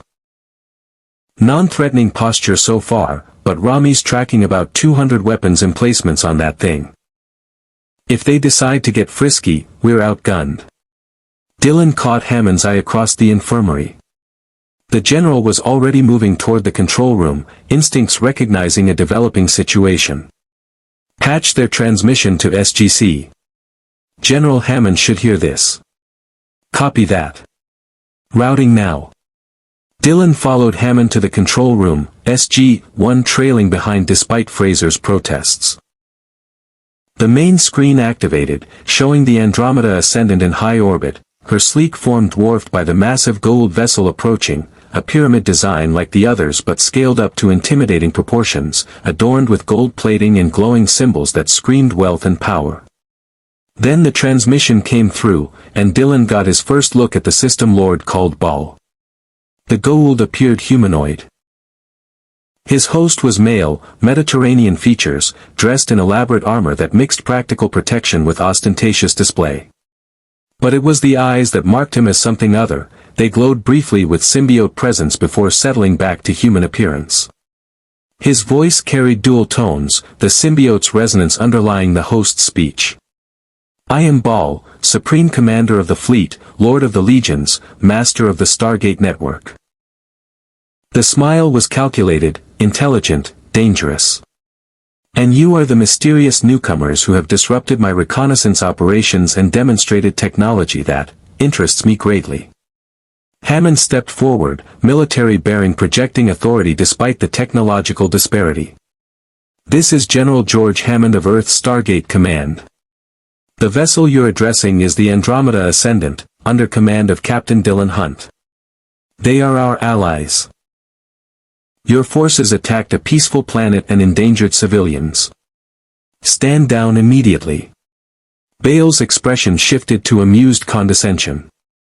"General Hammond. Yes, I know you. Leader of the insignificant Tauri who occasionally annoy my operations through luck and Asgard interference. You understand you have no authority to issue commands to a god." "You're not a god," Daniel interjected, stepping into camera view.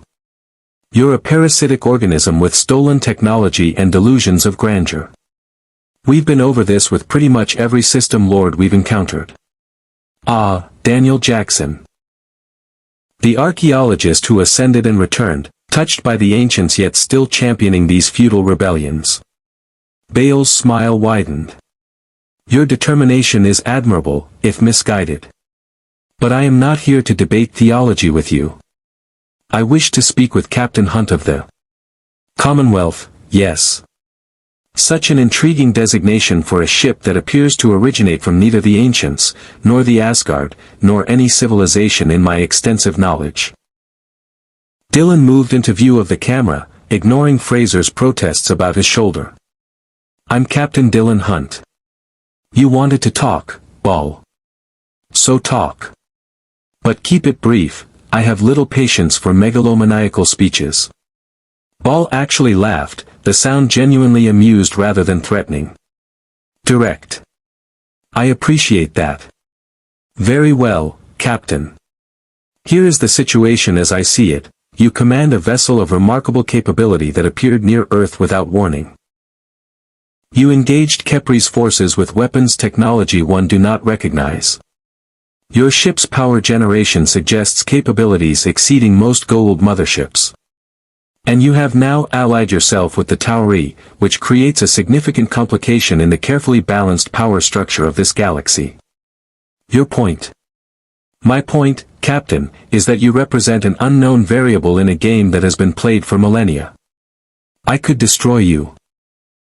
Baal raised a hand as O'Neill started to object, or I could attempt to destroy you.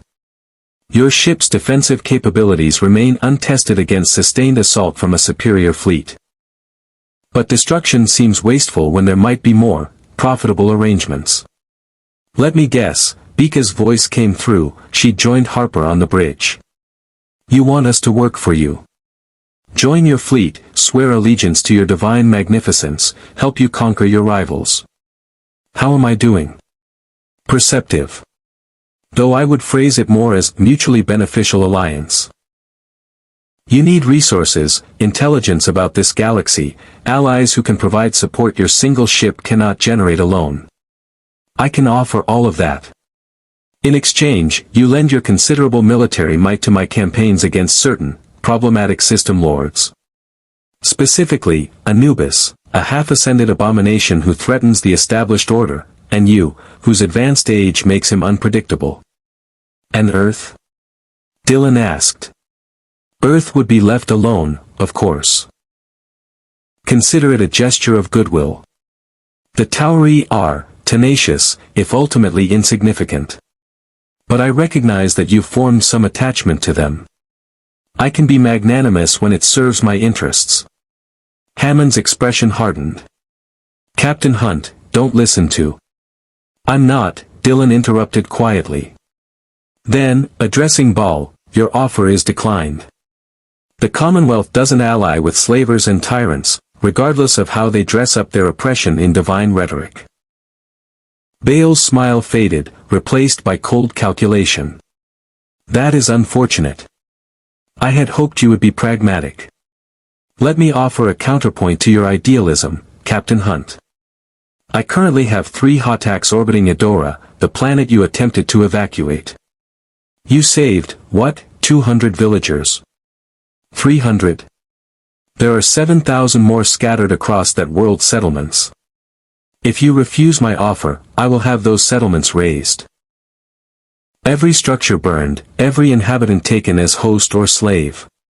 And I will ensure you know that their suffering is a direct consequence of your moral posturing. You son of a, O'Neill started forward, but TLC's hand on his shoulder stopped him. Dylan felt the familiar weight of impossible choices settling over him. 300 years ago, he'd faced similar calculations near that black hole, sacrifice the ship to save the mission, or save the ship and abandon allies. He'd chosen duty over personal survival and lost 3 centuries for it. Captain, Tyr's voice came through the radio, private channel. This is a tactical negotiation. Baal will destroy those people regardless of your choice. He wants leverage, wants to see if you can be manipulated through compassion. Do not give him that weapon.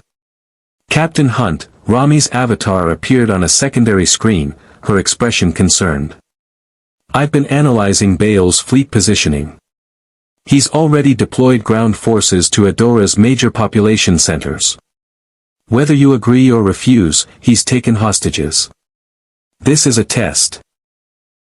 Dylan met Baal's gaze through the screen, seeing the intelligence behind the theatrical divinity. This wasn't a mindless tyrant, this was a strategist, someone who understood that power came in many forms and that psychology often trumped firepower.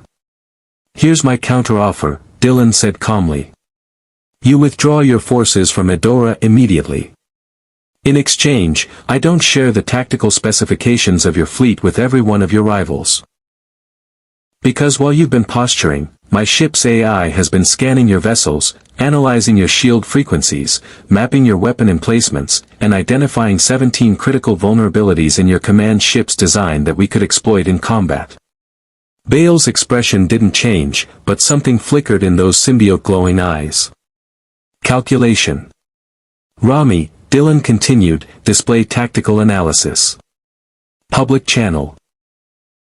On the screen, data overlaid across the image of Baal's command vessel, shield harmonics, power distribution nodes, structural weak points, engine configuration vulnerabilities. Information that any system lord with access would pay fortunes to acquire. This is just your command ship, Dylan said. We have similar data on your entire fleet. Refuse my counteroffer, and I start broadcasting to your rivals. How long do you think your position lasts when Anubis knows exactly how to cripple your flagship? When you can target your power cores with perfect precision? Silence stretched across the transmission. Then Baal laughed, a genuine sound of surprise and respect. Clever, Captain Hunt. Very clever. You've escalated the stakes while appearing to offer compromise. If I attack you now, you disseminate the information. If I withdraw, I appear weak. But if I maintain the hostages while withdrawing fleet assets, you preserve your reputation, keep Adora under loose control, and can claim strategic repositioning rather than retreat, Dylan finished. Your rivals see you being cautious rather than defeated. You get intelligence about Commonwealth technology. And nobody has to die today. Except the hostages remain hostages, Daniel protested. Those 7,000 people will be alive, Dylan said quietly. Which gives us time to plan a rescue operation instead of watching them die in the next 10 minutes. O'Neill looked at Hammond. I hate to say it, sir, but the captain's right. This buys us time. Baal studied Dylan through the screen, symbiote intelligence assessing, calculating. You think like a Goa'uld, Captain Hunt. That is not a compliment in your culture, I suspect, but it is meant as recognition. Very well. I will withdraw my fleet from immediate threat posture. Adora's population will be inconvenienced but not harmed, provided no rescue attempts are made. And in exchange, you will not disseminate my fleet specifications. For now, Dylan added. This isn't an alliance, Baal. It's a temporary mutual recognition that killing each other today serves neither of our interests. Acceptable. But understand, Captain, I am patient. I have lived for thousands of years. I can wait for opportunities to shift in my favor. And when they do, I will remember this conversation. The transmission cut off. On the screen, Baal's command vessel began moving away from the Andromeda, repositioning to a less threatening distance. The three Hautaks over Adora remained, but their weapons powered down from active targeting. Hammond exhaled slowly. Captain Hunt, that was either brilliant tactical thinking or the start of a very dangerous game. Both, Dylan admitted. Baal won't forget this. We've made an enemy who's now intensely curious about us, studying us, planning for eventual confrontation. But you saved 7,000 lives today, Carter pointed out. That has to count for something. It counts for everything, Dylan replied. But it doesn't solve the problem. Adora is still occupied. Earth's allied network is now a known target. And we've revealed that the Andromeda can analyze Goa'uld technology faster than they can adapt. Which means every System Lord will want either your ship or your destruction, TLC observed. You have entered the great game, Captain Hunt. There is no leaving it now. Dylan looked out at the view screen showing the Andromeda in orbit, his ship, his home, now a target for an entire galaxy of false gods and their endless hunger for dominion. 300 years ago, he'd fought to preserve the Commonwealth's values against impossible odds and lost. Now, in a different universe against different enemies, he had the chance to prove those values were worth fighting for. Then we'd better get very good at playing, he said. General Hammond, I think it's time we had a longer conversation about grand strategy. Because if we're going to survive this, Earth and the Commonwealth are going to need each other in ways that go far beyond temporary alliances. Hammond nodded slowly. Agreed. Conference room, 1 hour. SG-1, Senior Staff, and Captain Hunt's crew. Time to figure out what we're really fighting for. Through the window, the Andromeda Ascendant hung in space, a ship from another universe now committed to a war that had raged for millennia. The balance of power had shifted. And Baal, patient and cunning, was already planning his next move. The conference room felt smaller with this many people packed into it. Dylan sat at the table beside Hammond, with SG-1 arrayed along one side and his own crew. Bika, Tyr, and Harper via video link from the Andromeda, on the other. Rev Baim had joined via holographic projection, his Magog features causing some initial discomfort among the SGC personnel until Daniel's anthropological curiosity overrode instinctive wariness. Rami's android avatar stood near the wall, her presence generating continuous fascination from Carter, who kept stealing glances at the sentient AI with barely contained scientific excitement. All right, Hammond began, let's address the elephant in the room. Captain Hunt, your ship has been in our universe for less than 48 hours, and you've already engaged 2 separate Goa'uld forces, conducted a joint military operation, negotiated with a System Lord, and fundamentally altered the strategic calculus of Earth's defense. The question becomes, what happens next? That depends on what you want from us, Dylan replied. And what you're willing to offer in return. We need intelligence about this galaxy, gate addresses for resource acquisition, allies who can help us survive until we find a way home, if we can find a way home.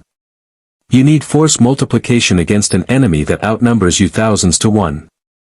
Both sides gain from cooperation, but only if we're honest about capabilities and limitations.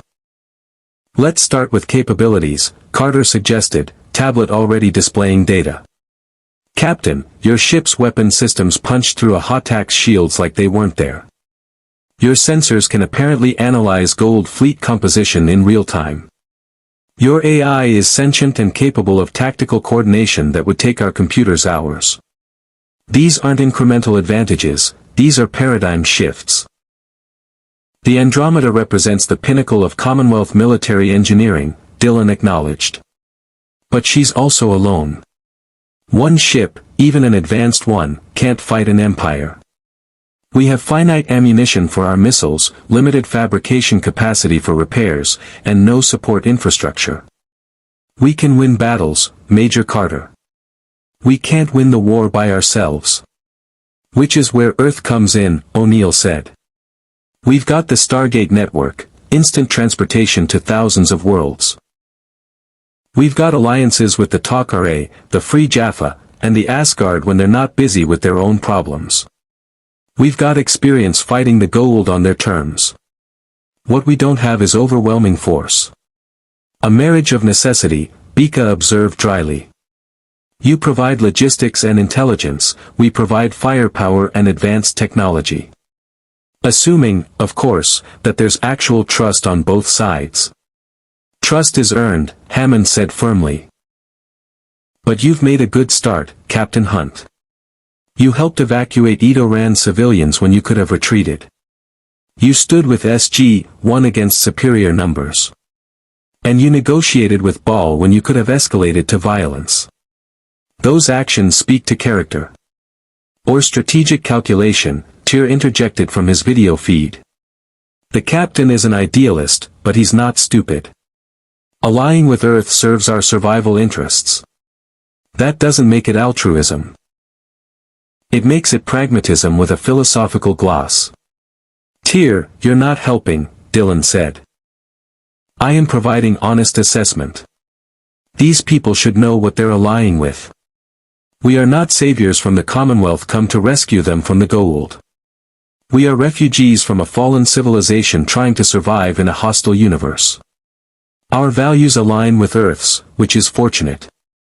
But do not mistake aligned interests for identical objectives. Uncomfortable silence filled the room. Then, surprisingly, it was TLC who spoke. The Nietzschean speaks truth that is valuable, the Jaffa rumbled.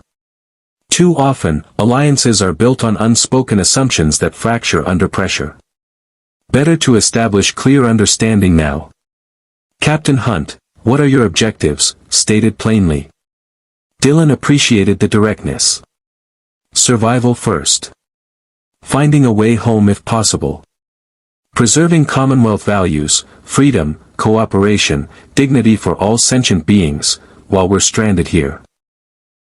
And if we can't get home, then establishing ourselves in this galaxy in a way that doesn't compromise those values.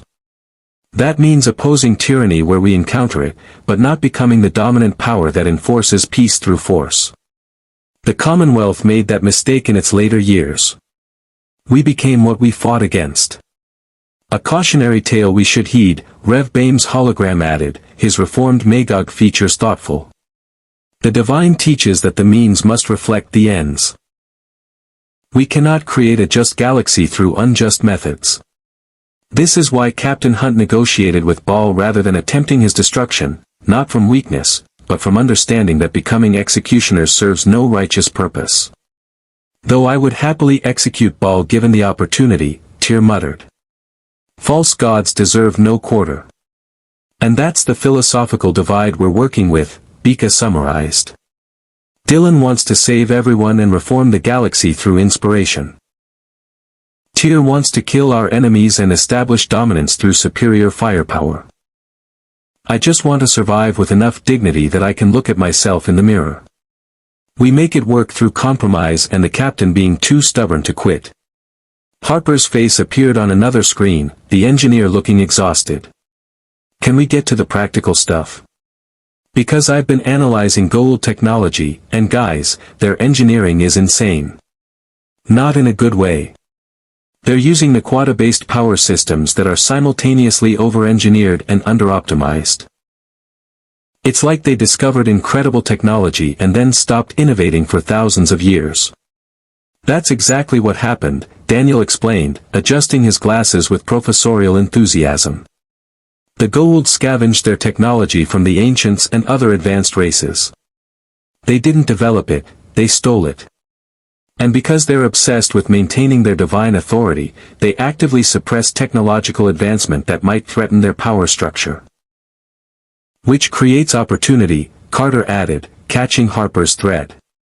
If we could combine Commonwealth engineering principles with Goa'uld technology we've acquired, we might be able to develop hybrid systems that exceed both. Harper, I'd love to collaborate if... Major Carter, Hammond interrupted gently, let's not get ahead of ourselves with the technology exchange program just yet. But Dylan saw the potential. Carter was right. Commonwealth understanding of physics and engineering applied to ancient-derived technology could revolutionize Earth's capabilities. And Earth's practical experience fighting the Goa'uld could inform Commonwealth tactical doctrine. General, I propose a structured alliance, Dylan said. The Andromeda provides force projection and technological consultation. Earth provides intelligence, logistical support through the Stargate network, and introductions to your existing allies. We operate jointly on missions where our combined capabilities exceed individual action. And we establish clear protocols about technology sharing, rules of engagement, and long-term objectives. You're proposing a formal treaty, Hammond observed. I'm proposing we acknowledge reality. We're in this together now, whether we planned it or not. Baal knows about us. Other system lords will learn. Earth's enemies are now our enemies. We might as well coordinate our response. O'Neill leaned back, studying Dylan with those sharp, assessing eyes. You know what you're signing up for, right? This isn't a short war. We've been fighting the Goa'uld for years now. Thousands of planets, millions of enslaved humans, dozens of system lords all scheming against each other while maintaining enough unity to crush any serious threat to their dominance. This is generation-spanning conflict. The Commonwealth fought the Magog for decades before falling, Dylan replied quietly. I know what long wars look like, Colonel. I know what they cost. But I also know what happens when good people decide the fight is too hard and surrender to tyranny. We don't get to choose easy paths, we get to choose whether we stand for something or collapse into nothing. Indeed, TLC said, and there was profound respect in his tone. This is the choice I made when I betrayed Apophis. The path of freedom is harder than the path of servitude. But it is the only path worth walking. The door to the conference room opened, and a technician entered urgently. General Hammond, sir, we're receiving a transmission. It's marked urgent, Tok'ra encryption protocols. Hammond's expression shifted to alert concern. Patch it through. The screen activated, showing a woman in Tok'ra robes, brown military-style garments that marked her as part of the resistance. Her eyes glowed briefly with symbiote presence before settling. General Hammond, this is a niece of the Tok'ra High Council. We have intelligence regarding the Commonwealth vessel that appeared near Earth and its recent encounter with Baal's forces. Her gaze shifted, fixing on Dylan. Captain Hunt, the Tok'ra request immediate meeting. What you've done, analyzing Goa'uld fleet configurations and threatening to disseminate that information, has created a political earthquake among the system lords. Anubis has declared you a priority target. You is attempting to establish diplomatic contact. And a faction of system lords we thought defeated, the remnants of Apophis's forces, are reforming specifically to claim your ship. How did the Tok'ra learn about our encounter with Baal? Dylan asked. We have operatives embedded throughout the system lord hierarchy. Your negotiation was monitored by multiple factions. Captain Hunt, you've become the most significant strategic asset and threat in the galaxy in less than 2 days.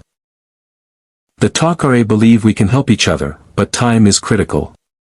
Multiple system lords are mobilizing fleets. You must understand, the Goa'uld have been in relative stalemate for years. Your arrival has destabilized everything. Hammond looked at Dylan. Your call, Captain. The Tok'ra are allies, but they have their own agenda. And any meeting could be intelligence gathering as much as genuine cooperation. Dylan thought about Baal's patient intelligence, about system lords mobilizing fleets, about being a target for forces he barely understood. The tactical situation was deteriorating faster than he could adapt. Set up the meeting, Dylan decided. But General Hammond and SG-1 participate. We're allies now, we face these threats together. Anise nodded. Agreed. We'll transmit coordinates for a meeting on one of our secure worlds. Come prepared for difficult intelligence, Captain Hunt. The galaxy you've entered is far more dangerous than you yet realize. The transmission ended. O'Neill broke the silence with his characteristic dry humor. Well, this is going great. We've been officially upgraded from irritating rebels to significant strategic asset / galaxy destabilizing threat. That's definitely a promotion. Indeed, TLC agreed, almost smiling. How long until the Tok'ra meeting? Dylan asked.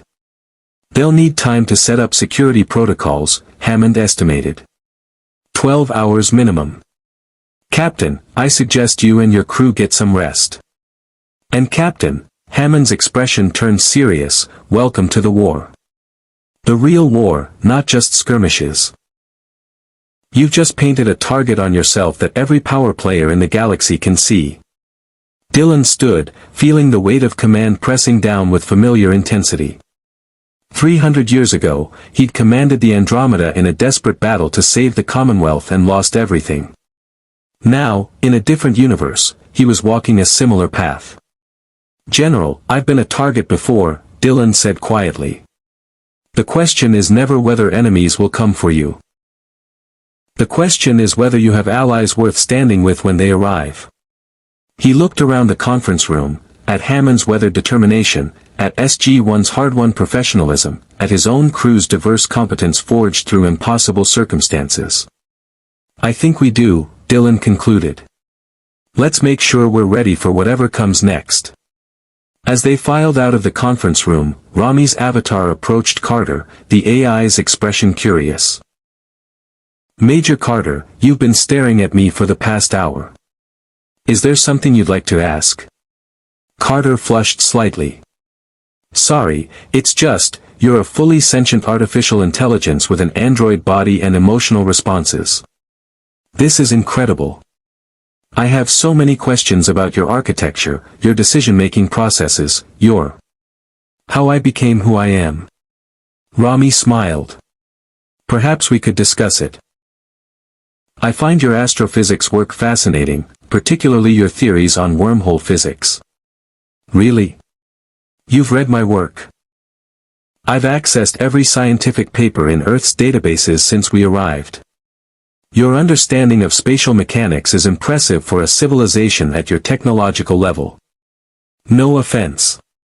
None taken. Want to see the gate room? I could explain the dialing protocols." They walked off together, scientist and AI already deep in technical conversation. Bika watched them go, shaking her head. "Great. Now the ship's in love with Earth's chief scientist. This isn't going to complicate anything at all." "Rami doesn't experience romantic love," Harper protested over the comm. "She's curious about technology. That's all." "Probably. Harper, you built her physical avatar. You're telling me you didn't include emotional capacity?" Silence from the engineer. "Harper. I might have optimized certain neural pathways that could theoretically enable emotional development beyond base programming. For research purposes." "You gave the warship feelings," Bika said flatly. "Theoretical feelings. Maybe. We don't know for sure." Dylan smiled despite the weight of impending threats. His crew was brilliant, chaotic, and somehow functional despite, or because of, their contradictions. 300 years ago, the Commonwealth had fallen. But here, now, surrounded by allies and enemies in equal measure, Dylan felt something he hadn't experienced since waking from time-frozen sleep. Hope. The galaxy was dangerous, the enemies numerous, the odds impossible. But when had that ever stopped the High Guard? The Tok'ra tunnels looked like they'd been grown rather than built, crystalline structures extending deep underground in organic patterns that reminded Dylan of neural networks. The meeting chamber was vast, illuminated by bioluminescent crystals embedded in the walls, and filled with representatives from multiple factions that SG-1 had described during the transit through the Stargate. Anise stood at the center, flanked by two other Tok'ra whose symbiotes briefly glowed in their eyes, a reminder that each body contained two consciousnesses sharing space. To their left, a group of Jaffa in non-standard armor, leaders of the Free Jaffa movement. To their right, a holographic projection flickered, an Asgard, smaller than Dylan expected, gray-skinned with enormous black eyes and the air of someone who'd seen too many civilizations rise and fall. "That's Thor," O'Neill whispered. "Supreme Commander of the Asgard fleet. If he's taking time from fighting replicators to show up here, this is serious." The Andromeda's away team stood in formation, Dylan, Bika, Tyr, and Rami's android avatar. Rev Baim had remained on the ship, his Magog appearance likely to cause problems with beings who'd never encountered reformed predators. Harper monitored from orbit, maintaining sensor sweeps for threats. "Captain Dylan Hunt," Anise began formally. "I am Anise, current voice of Freya, representing the Tok'ra High Council. With me are Ragnar, speaking for the Free Jaffa Nation, and Supreme Commander Thor of the Asgard." Her eyes glowed as the symbiote took control. I am Freya. We speak as one voice for two beings. Welcome to our sanctuary. An honor, Dylan replied, using Commonwealth diplomatic protocols adapted for the situation. Though I'll admit, gathering this many factions suggests the situation is worse than I understood. It is considerably worse. Thor's voice emerged from the hologram, surprisingly deep for his diminutive frame. Captain Hunt, the Asgard have monitored your vessel since its appearance near Earth. Your technology does not match any known civilization in this galaxy or adjacent realities we have observed. Your power generation methods, weapon systems, and faster-than-light capabilities all suggest origin from a significantly advanced culture. The system's Commonwealth, Dylan confirmed. Though that civilization fell 300 years ago from my personal timeline. We're refugees, effectively. Stranded here by accident, not invasion. Yet you possess military capacity exceeding most Goa'uld motherships, Ragnar stated, his scarred features bearing the tattoo of Apophis, crossed out, Dylan noted. A visible rejection of former service. The Jaffa have heard stories.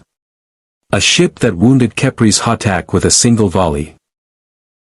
Technology that analyzed Baal's entire fleet configuration. Are these stories truth? They're truth, Tyr confirmed bluntly. The Andromeda Ascendant is the most advanced warship of our civilization. We can fight and win against superior numbers, provided we choose engagements carefully. Which brings us to the problem, Anise continued. Captain Hunt, your negotiation with Baal, threatening to disseminate his fleet vulnerabilities, was tactically brilliant but strategically catastrophic. You've demonstrated that you can analyze Goa'uld technology faster than they can adapt and that you're willing to use that information as a weapon. Every System Lord now views you as either a critical asset to acquire or an existential threat to eliminate. She activated a holographic display showing the galaxy, with dozens of markers representing System Lord territories. Several were converging toward Earth's sector. Anubis leads the most immediate threat, she continued. His half-ascended status gives him access to ancient knowledge that other System Lords lack. He's assembling a fleet specifically to capture or destroy your vessel. 12 Hataks, including his superweapon mothership, currently in transit. ETA, 72 hours. 12 motherships, Dylan breathed. Even the Andromeda would struggle against that concentration of force. You is taking a different approach, Thor added. He seeks diplomatic contact, offering protection in exchange for technology transfer. He is the eldest System Lord, and while still a false god, he operates with more honor than most of his kind. However, his mental degradation due to extreme age makes him unpredictable. And there's a third faction, Anise said grimly. Remnants of Apophis's forces, scattered after his death, are reforming under his former first prime, Tethys. She's calling it a holy crusade to claim the divine ship for the glory of her fallen god. Fanatics with nothing to lose. O'Neill swore quietly. So we've got Anubis wanting to capture or kill them, you wanting to recruit them, and crazy cultists wanting to worship them. That's just great. The Free Jaffa face a decision, Ragnar said, addressing Dylan directly. Many warriors see your ship as proof that there are powers beyond the false gods. If you fight alongside us, you inspire rebellion. Jaffa who see Commonwealth technology defeating Goa'uld fleets may finally believe the gods can be overthrown. But if you're captured or destroyed, Anise countered, it reinforces Goa'uld dominance. The psychological impact cuts both ways, Captain Hunt. You've become a symbol whether you intended to or not. Dylan felt the weight of expectations pressing down, High Guard, Commonwealth, everything he represented becoming a banner for people fighting their own wars of liberation. He'd been here before, watching the Commonwealth symbols being wielded by factions with agendas that didn't match the values those symbols were supposed to represent. Captain Hunt, Thor's hologram focused intently, the Asgard face our own crisis with the replicators. We cannot provide direct military support. However, we recognize that your technology represents a unique approach to problems we have struggled with for millennia. If you survive the coming conflicts, the Asgard would be interested in technological and scientific exchange. Your ship's computer systems appear to be significantly more sophisticated than our own. Rami is sentient, Dylan clarified. She's not just a computer system. She's crew. Thor's large eyes seemed to process this. A true artificial intelligence with self-determination and emotional capacity. Fascinating. The Asgard abandoned such research after the replicator crisis demonstrated the dangers. Yet your AI appears stable, loyal, and independently functional. This suggests your civilization solved problems we could not. The Commonwealth believed in rights for all sentient beings, Rami said, speaking for herself. I am Andromeda, the ship, the AI, and this android avatar simultaneously. I choose to serve Captain Hunt and his mission because I believe in what the Commonwealth stood for. That's not programming. That's conviction. Silence filled the chamber. Then Ragnar spoke, his voice carrying weight. That is precisely what the Jaffa need to hear. Not that you are powerful, the Goa'uld are powerful. But that you choose freedom and serve it willingly. This is what we fight for. What we die for. Which is why multiple system lords will try to kill you, Anise said pragmatically. Captain Hunt, the Tok'ra can provide intelligence, safe houses, and operational support. But we cannot fight your battles. Our strength lies in infiltration and sabotage, not open warfare. The Asgard can provide limited technological assistance, Thor added. Beaming technology to extract your crew if your ship is compromised. Possibly defensive platforms to protect Earth. But our fleet is committed to the replicator war. You should not expect direct military intervention. The Free Jaffa can offer warriors, Ragnar said. Not many, we are still rebuilding from our rebellion, but veterans who fought the Goa'uld for decades. If you'll have us.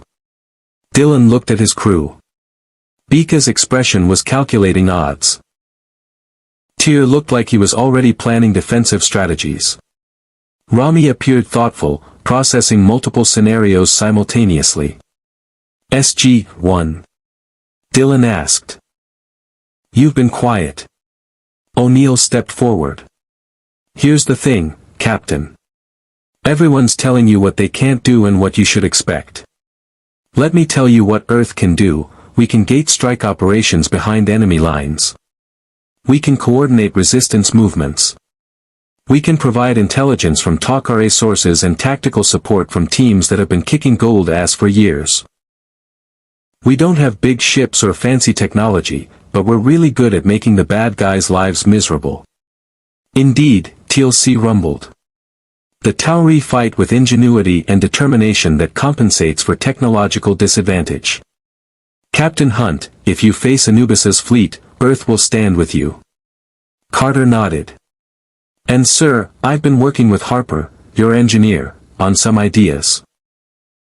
If we could integrate Asgard beaming technology with your point defense systems, create hybrid shield configurations using the quota generators to supplement your power grid, we might be able to improve your defensive capabilities before Anubis arrives.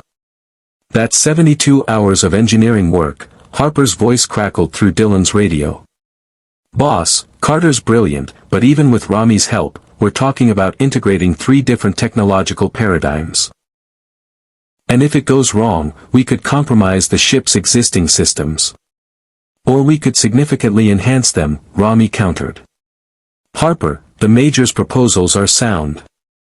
I can manage the integration if you coordinate the physical modifications.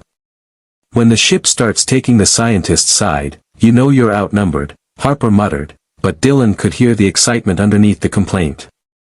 Engineers loved impossible challenges. So here's where we are, Dylan summarized, command voice engaging. Anubis brings a fleet in 3 days. We have allies offering intelligence, limited support, and psychological symbolism. Earth can provide tactical coordination. The Asgard can offer technology. The Tok'ra can provide intelligence. The Free Jaffa can provide warriors and inspiration for broader rebellion. He turned to Anise. And you're all telling me this because you need something from us beyond just surviving. You need us to win publicly. To prove the Goa'uld can be beaten by someone not dependent on ancient technology or Asgard protection. We're the external force that validates everyone's resistance movements. That is. Remarkably astute, Freya admitted, the symbiote's voice blending with her host's. Yes, Captain Hunt. We need you to be a symbol. But more than that, we need you to be what you claim, the Commonwealth's values made real. Because if you're just another faction seeking power through violence, you're no better than the System Lords. And if we lose? Bika asked bluntly. Then the resistance movements lose momentum, Ragnar said. Jaffa who might have rebelled will submit to their gods. Tok'ra operations will become harder as System Lords consolidate power. Earth will face increased aggression. The balance of power shifts decisively toward tyranny. No pressure, O'Neill deadpanned. Dylan walked to the holographic display, studying the fleet movements converging on Earth's sector. 12 Hotax plus Anubis's superweapon. He'd faced worse odds at the Battle of Hephaestos, when the Nietzschean rebellion had trapped his fleet between 3 worldships. He'd survived then by being smarter, faster, and more willing to take risks than his opponents expected. Here's what we're going to do, Dylan announced, tactical plan crystallizing. We don't fight Anubis's fleet at Earth. We're not defending, we're hunting. We pick the engagement zone, we control the variables, and we use every advantage we can create. Thor, can the Asgard provide real-time intelligence on Anubis's fleet movements? Affirmative. Our monitoring network can track his forces. Tok'ra, I need detailed specifications on Anubis's superweapon mothership. Weaknesses, shield frequencies, any intelligence your operatives have gathered. We can provide what we have, Anise agreed. Ragnar, how many Free Jaffa warriors can you commit to a high-risk boarding operation? The scarred warrior grinned fiercely. For a chance to strike at Anubis directly? 200 of our finest. Veterans who've dreamed of such opportunity. Carter, Harper, Rami, 72 hours to integrate whatever hybrid systems you think will work. I want shields, weapons, and engines optimized for fighting outnumbered. Sir, we can do it, Carter said, confidence radiating. O'Neill, I need SG-1 coordinating gate strike operations. Hit Anubis's supply lines, disrupt his communications, make him commit forces to defending assets he thought were safe. Classic asymmetric warfare, death by 1,000 cuts. Now you're speaking my language, O'Neill grinned. We're good at sneaky and annoying. Tyr, you're planning the tactical engagement. Assume we're facing 12 motherships simultaneously. How do we win? The Nietzschean's eyes gleamed with predatory satisfaction. By being faster, more aggressive, and more willing to accept risk than any Goa'uld commander. They fight to preserve their forces and divine authority. We fight to win at any cost.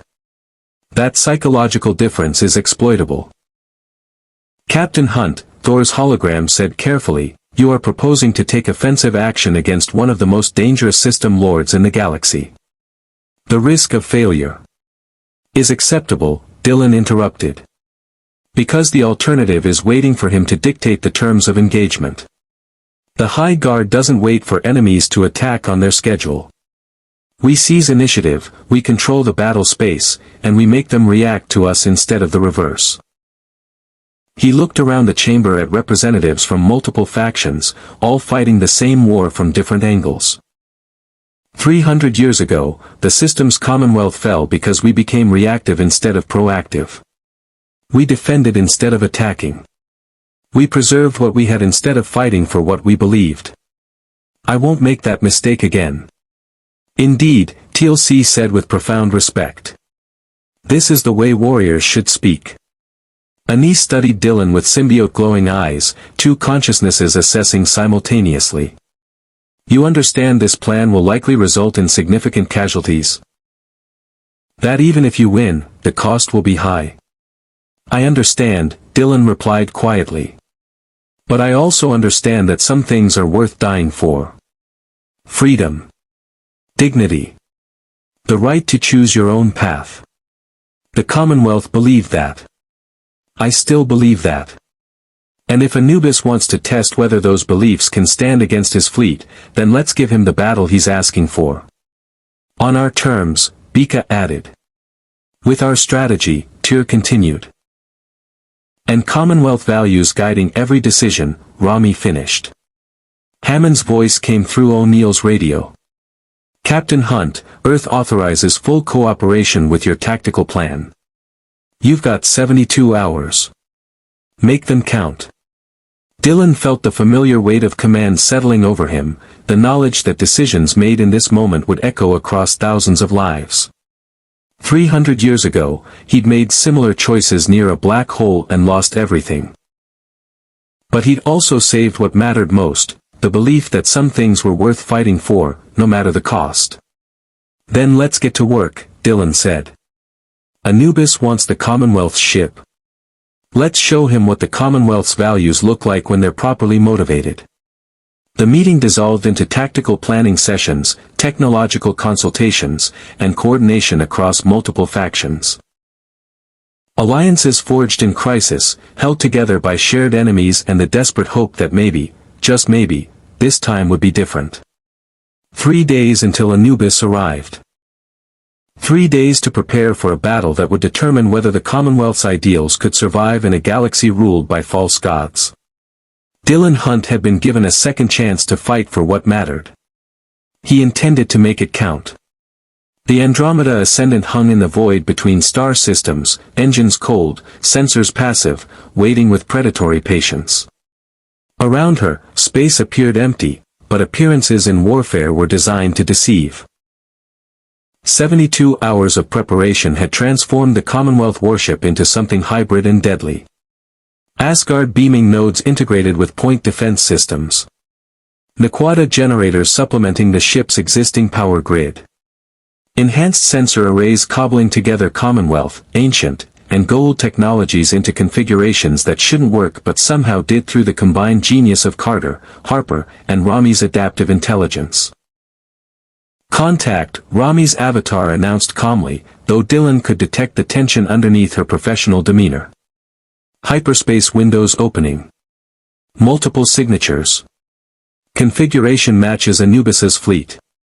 On the view screen, space tore open in brilliant flashes as 12 Hatak motherships dropped from hyperspace in precise formation.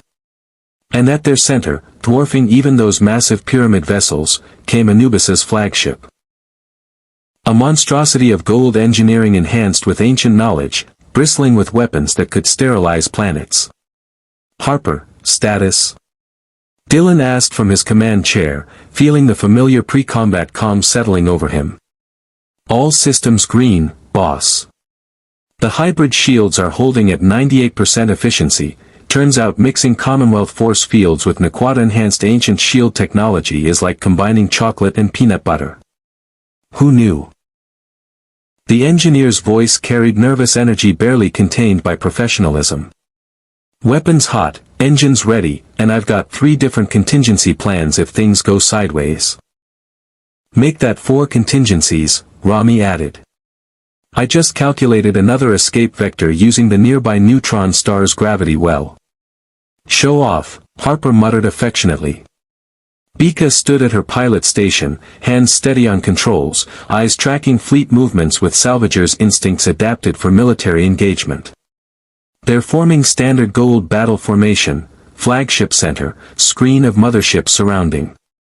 Arrogant but effective against most opponents. Against most opponents who fight conventionally, Tyr corrected from tactical. His Gauss rifle lay within easy reach, boarding actions were expected before this ended. They assume we'll engage at range, trade volleys until one side's shields fail. They're wrong. Indeed they are, TLC agreed. The Jaffa warrior stood beside O'Neill at the auxiliary tactical station, both looking slightly uncomfortable operating Commonwealth controls but adapting quickly. SG-1 had insisted on being aboard for the engagement despite the risks. "They're hailing us," Rami reported. "Audio only." "It's Anubis." Dylan nodded. "Put him through."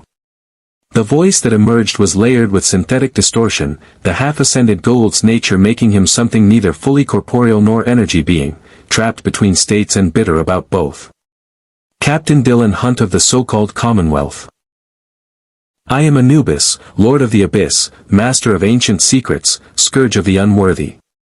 You have disrupted the natural order of this galaxy.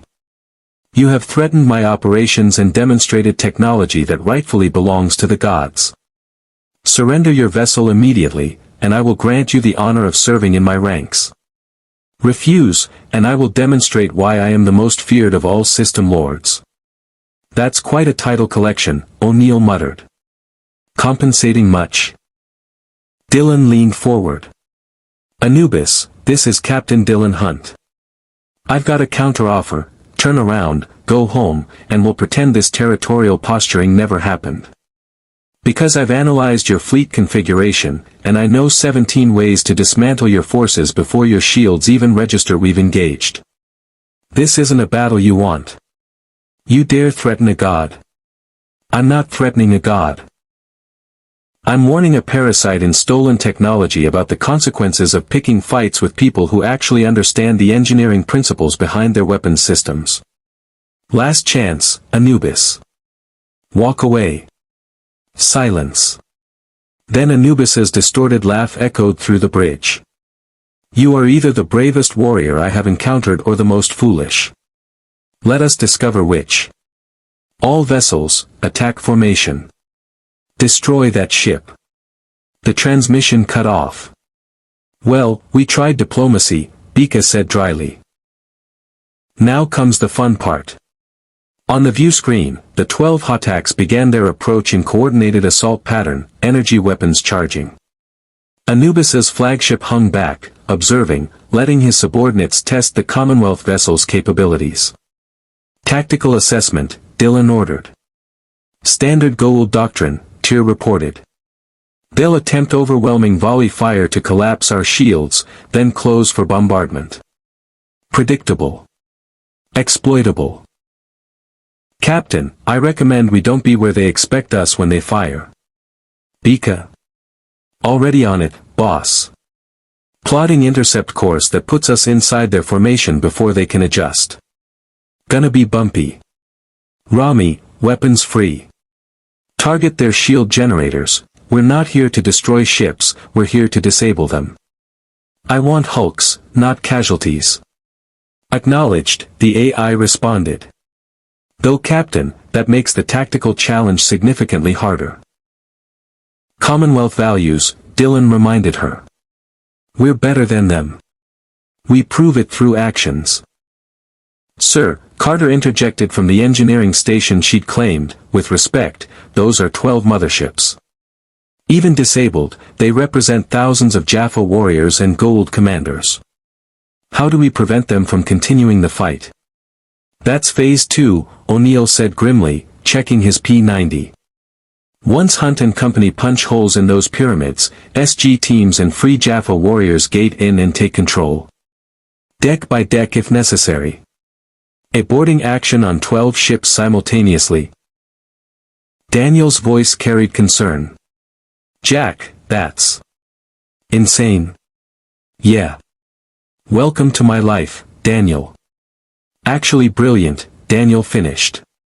"If we control the ships, we control their communications, their resources, and most importantly, their narrative.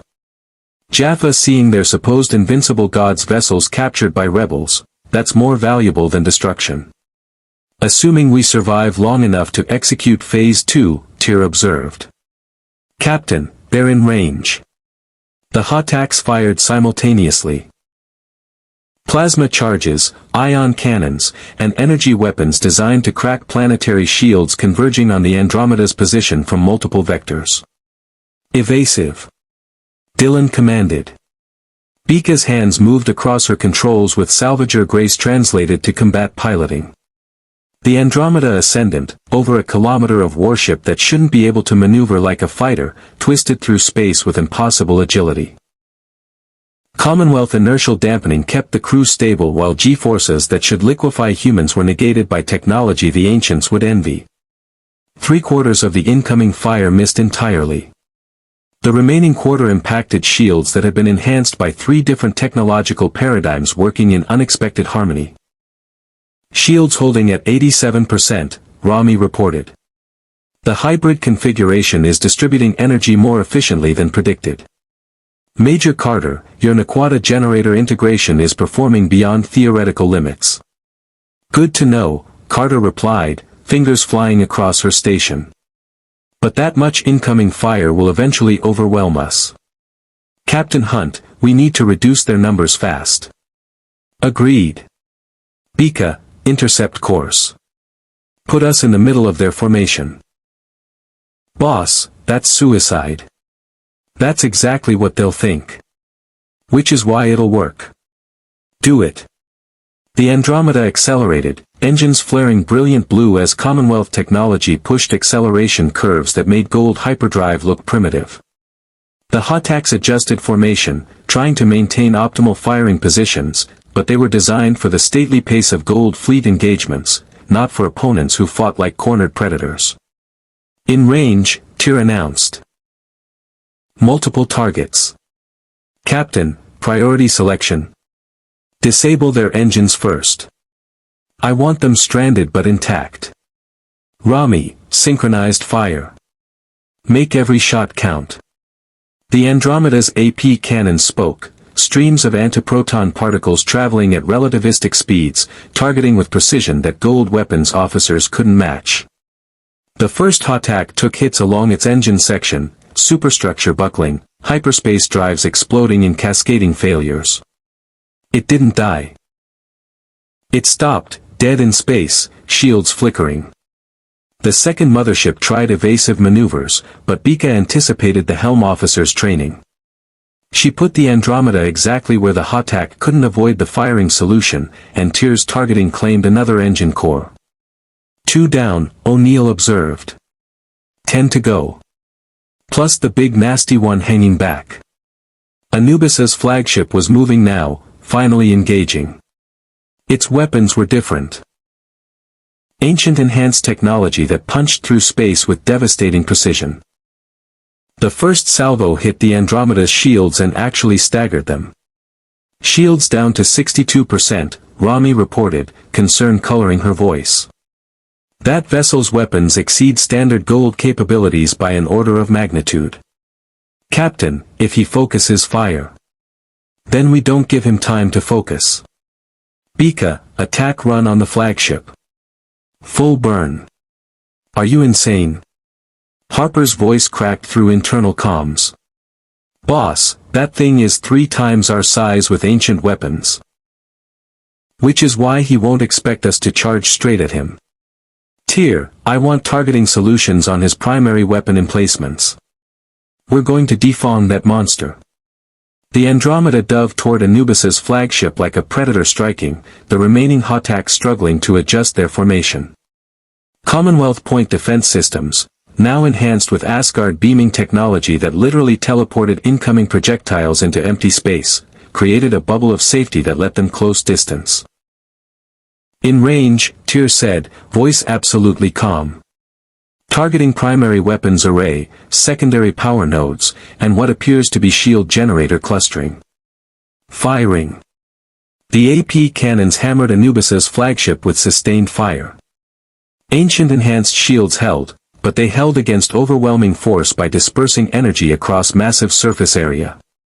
Concentrated fire at specific points created localized failures, and the Andromeda's weapons punched through in precisely targeted strikes. Anubis's weapon emplacements exploded in sequence, secondary detonations rippling across the massive vessel's hull.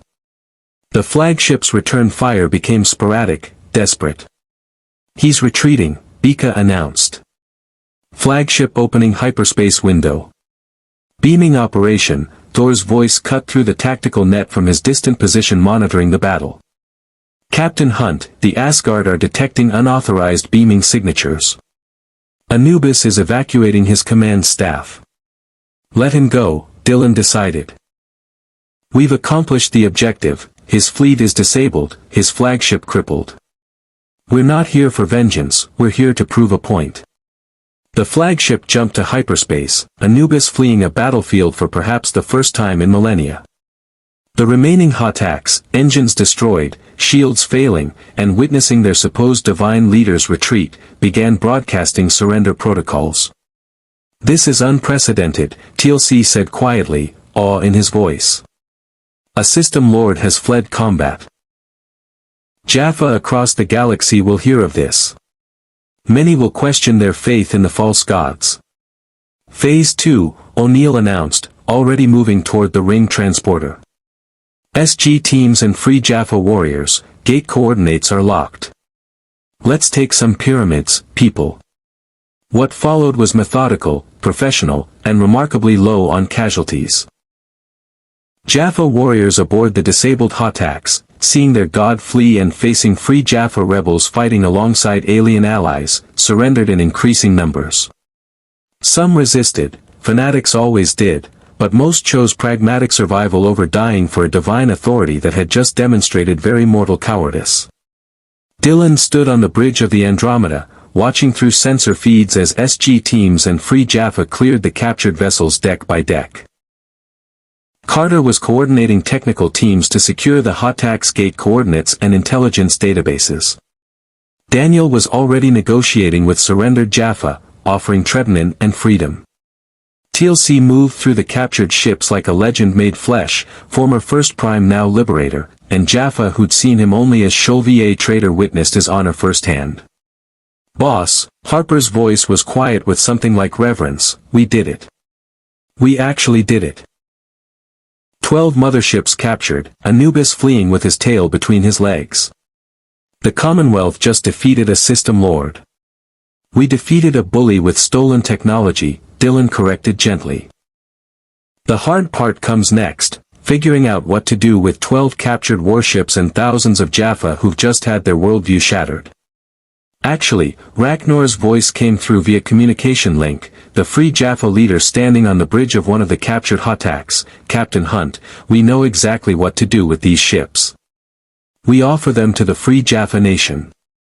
Vessels crewed by liberated warriors, fighting for freedom rather than false gods. If you'll permit it. Dylan considered the request. 12 motherships would shift the balance of power significantly. The free Jaffa could become a genuine military force. But it also meant trusting former enemies with devastating weapons. Then again, wasn't that what the Commonwealth had always been about? Trust. Cooperation. Believing people could grow beyond their worst selves. General Hammond. Dylan asked through the radio link. Your assessment. Captain, giving the free Jaffa their own fleet either starts a genuine liberation movement or creates a new power faction that might turn hostile, Hammond replied. But we've been making those kinds of calculated risks since the Stargate program began. I say we trust our allies. Agreed, Dylan decided. Ragnar, the ships are yours. Use them wisely. Use them to free your people, not to become the next generation of tyrants. You have my word, Captain Hunt. The free Jaffa will remember this day. The day the Commonwealth proved the false gods can bleed. The communication ended, and silence settled over the bridge, the exhausted, satisfied silence of people who'd survived impossible odds and achieved something meaningful. Sensors detect multiple hyperspace windows opening, Rami reported. Unknown configuration, wait, those are Tok'ra signatures. And Asgard. They're responding to the battle. Sure enough, the view screen showed Tok'ra vessels emerging alongside a single Asgard O'Neill-class ship. Thor's hologram appeared on the bridge, his large eyes somehow conveying approval. Captain Hunt, the Asgard have monitored your engagement with Anubis. Your tactical doctrine, strategic thinking, and technological integration represent the most significant victory against a major system lord in decades. The High Council wishes to formally recognize Earth and the Commonwealth as allied civilizations. We cannot provide fleet support due to our own conflicts, but we can offer technological exchange, defensive platforms, and continued intelligence cooperation. We accept, Dylan said simply. Thank you, Commander Thor. The Asgard nodded and vanished. Anissa's hologram replaced Thor's. Captain Hunt, the Tok'ra Council acknowledges your victory. Baal has already begun circulating reports claiming Anubis's defeat proves his weakness, using this battle to advance his own political position against his rivals. The system lords are fracturing, questioning each other's divine authority. You've created chaos in their hierarchy. We can exploit that. Then exploit it, Dylan agreed. But remember, we're not here to replace the Goa'uld with a new empire. We're here to help people free themselves. A distinction we understand, Freya's voice blended with Anissa's. Not all allies share such philosophy, Captain. It is refreshing. The transmissions ended, leaving the bridge crew in relative quiet. Outside, the disabled Hotaks floated like monuments to a battle that would echo across the galaxy, proof that false gods could be defeated, that freedom was possible, that the impossible could be achieved through courage and cooperation. O'Neill returned via ring transporter, looking exhausted but satisfied. All 12 ships secured. Minimal casualties on our side.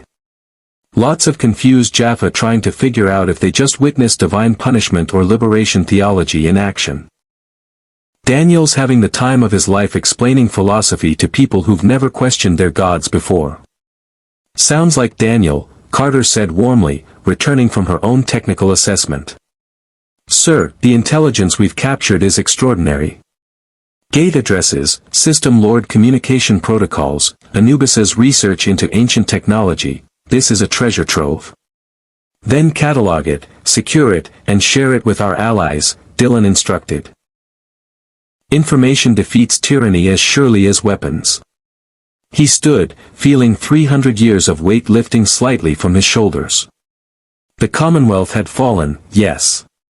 But its values, the belief in freedom, cooperation, dignity for all sentient beings, had just proven they could survive transplantation to another universe entirely. Rami, set course for Earth. I think we owe General Hammond a full debrief. And probably several more meetings about grand strategy. Course plotted, the AI confirmed. Dylan, we did well today. The Commonwealth would be proud. The Commonwealth is proud, Dylan replied quietly. Because we're still living what it stood for, even after everything else is gone. That's worth more than any number of victories. As the Andromeda Ascendant accelerated toward Earth, behind her the captured Hotaks began their own journeys. Toward freedom, toward rebellion, toward a galaxy that was slowly learning that false gods could bleed and that warriors could choose their own paths.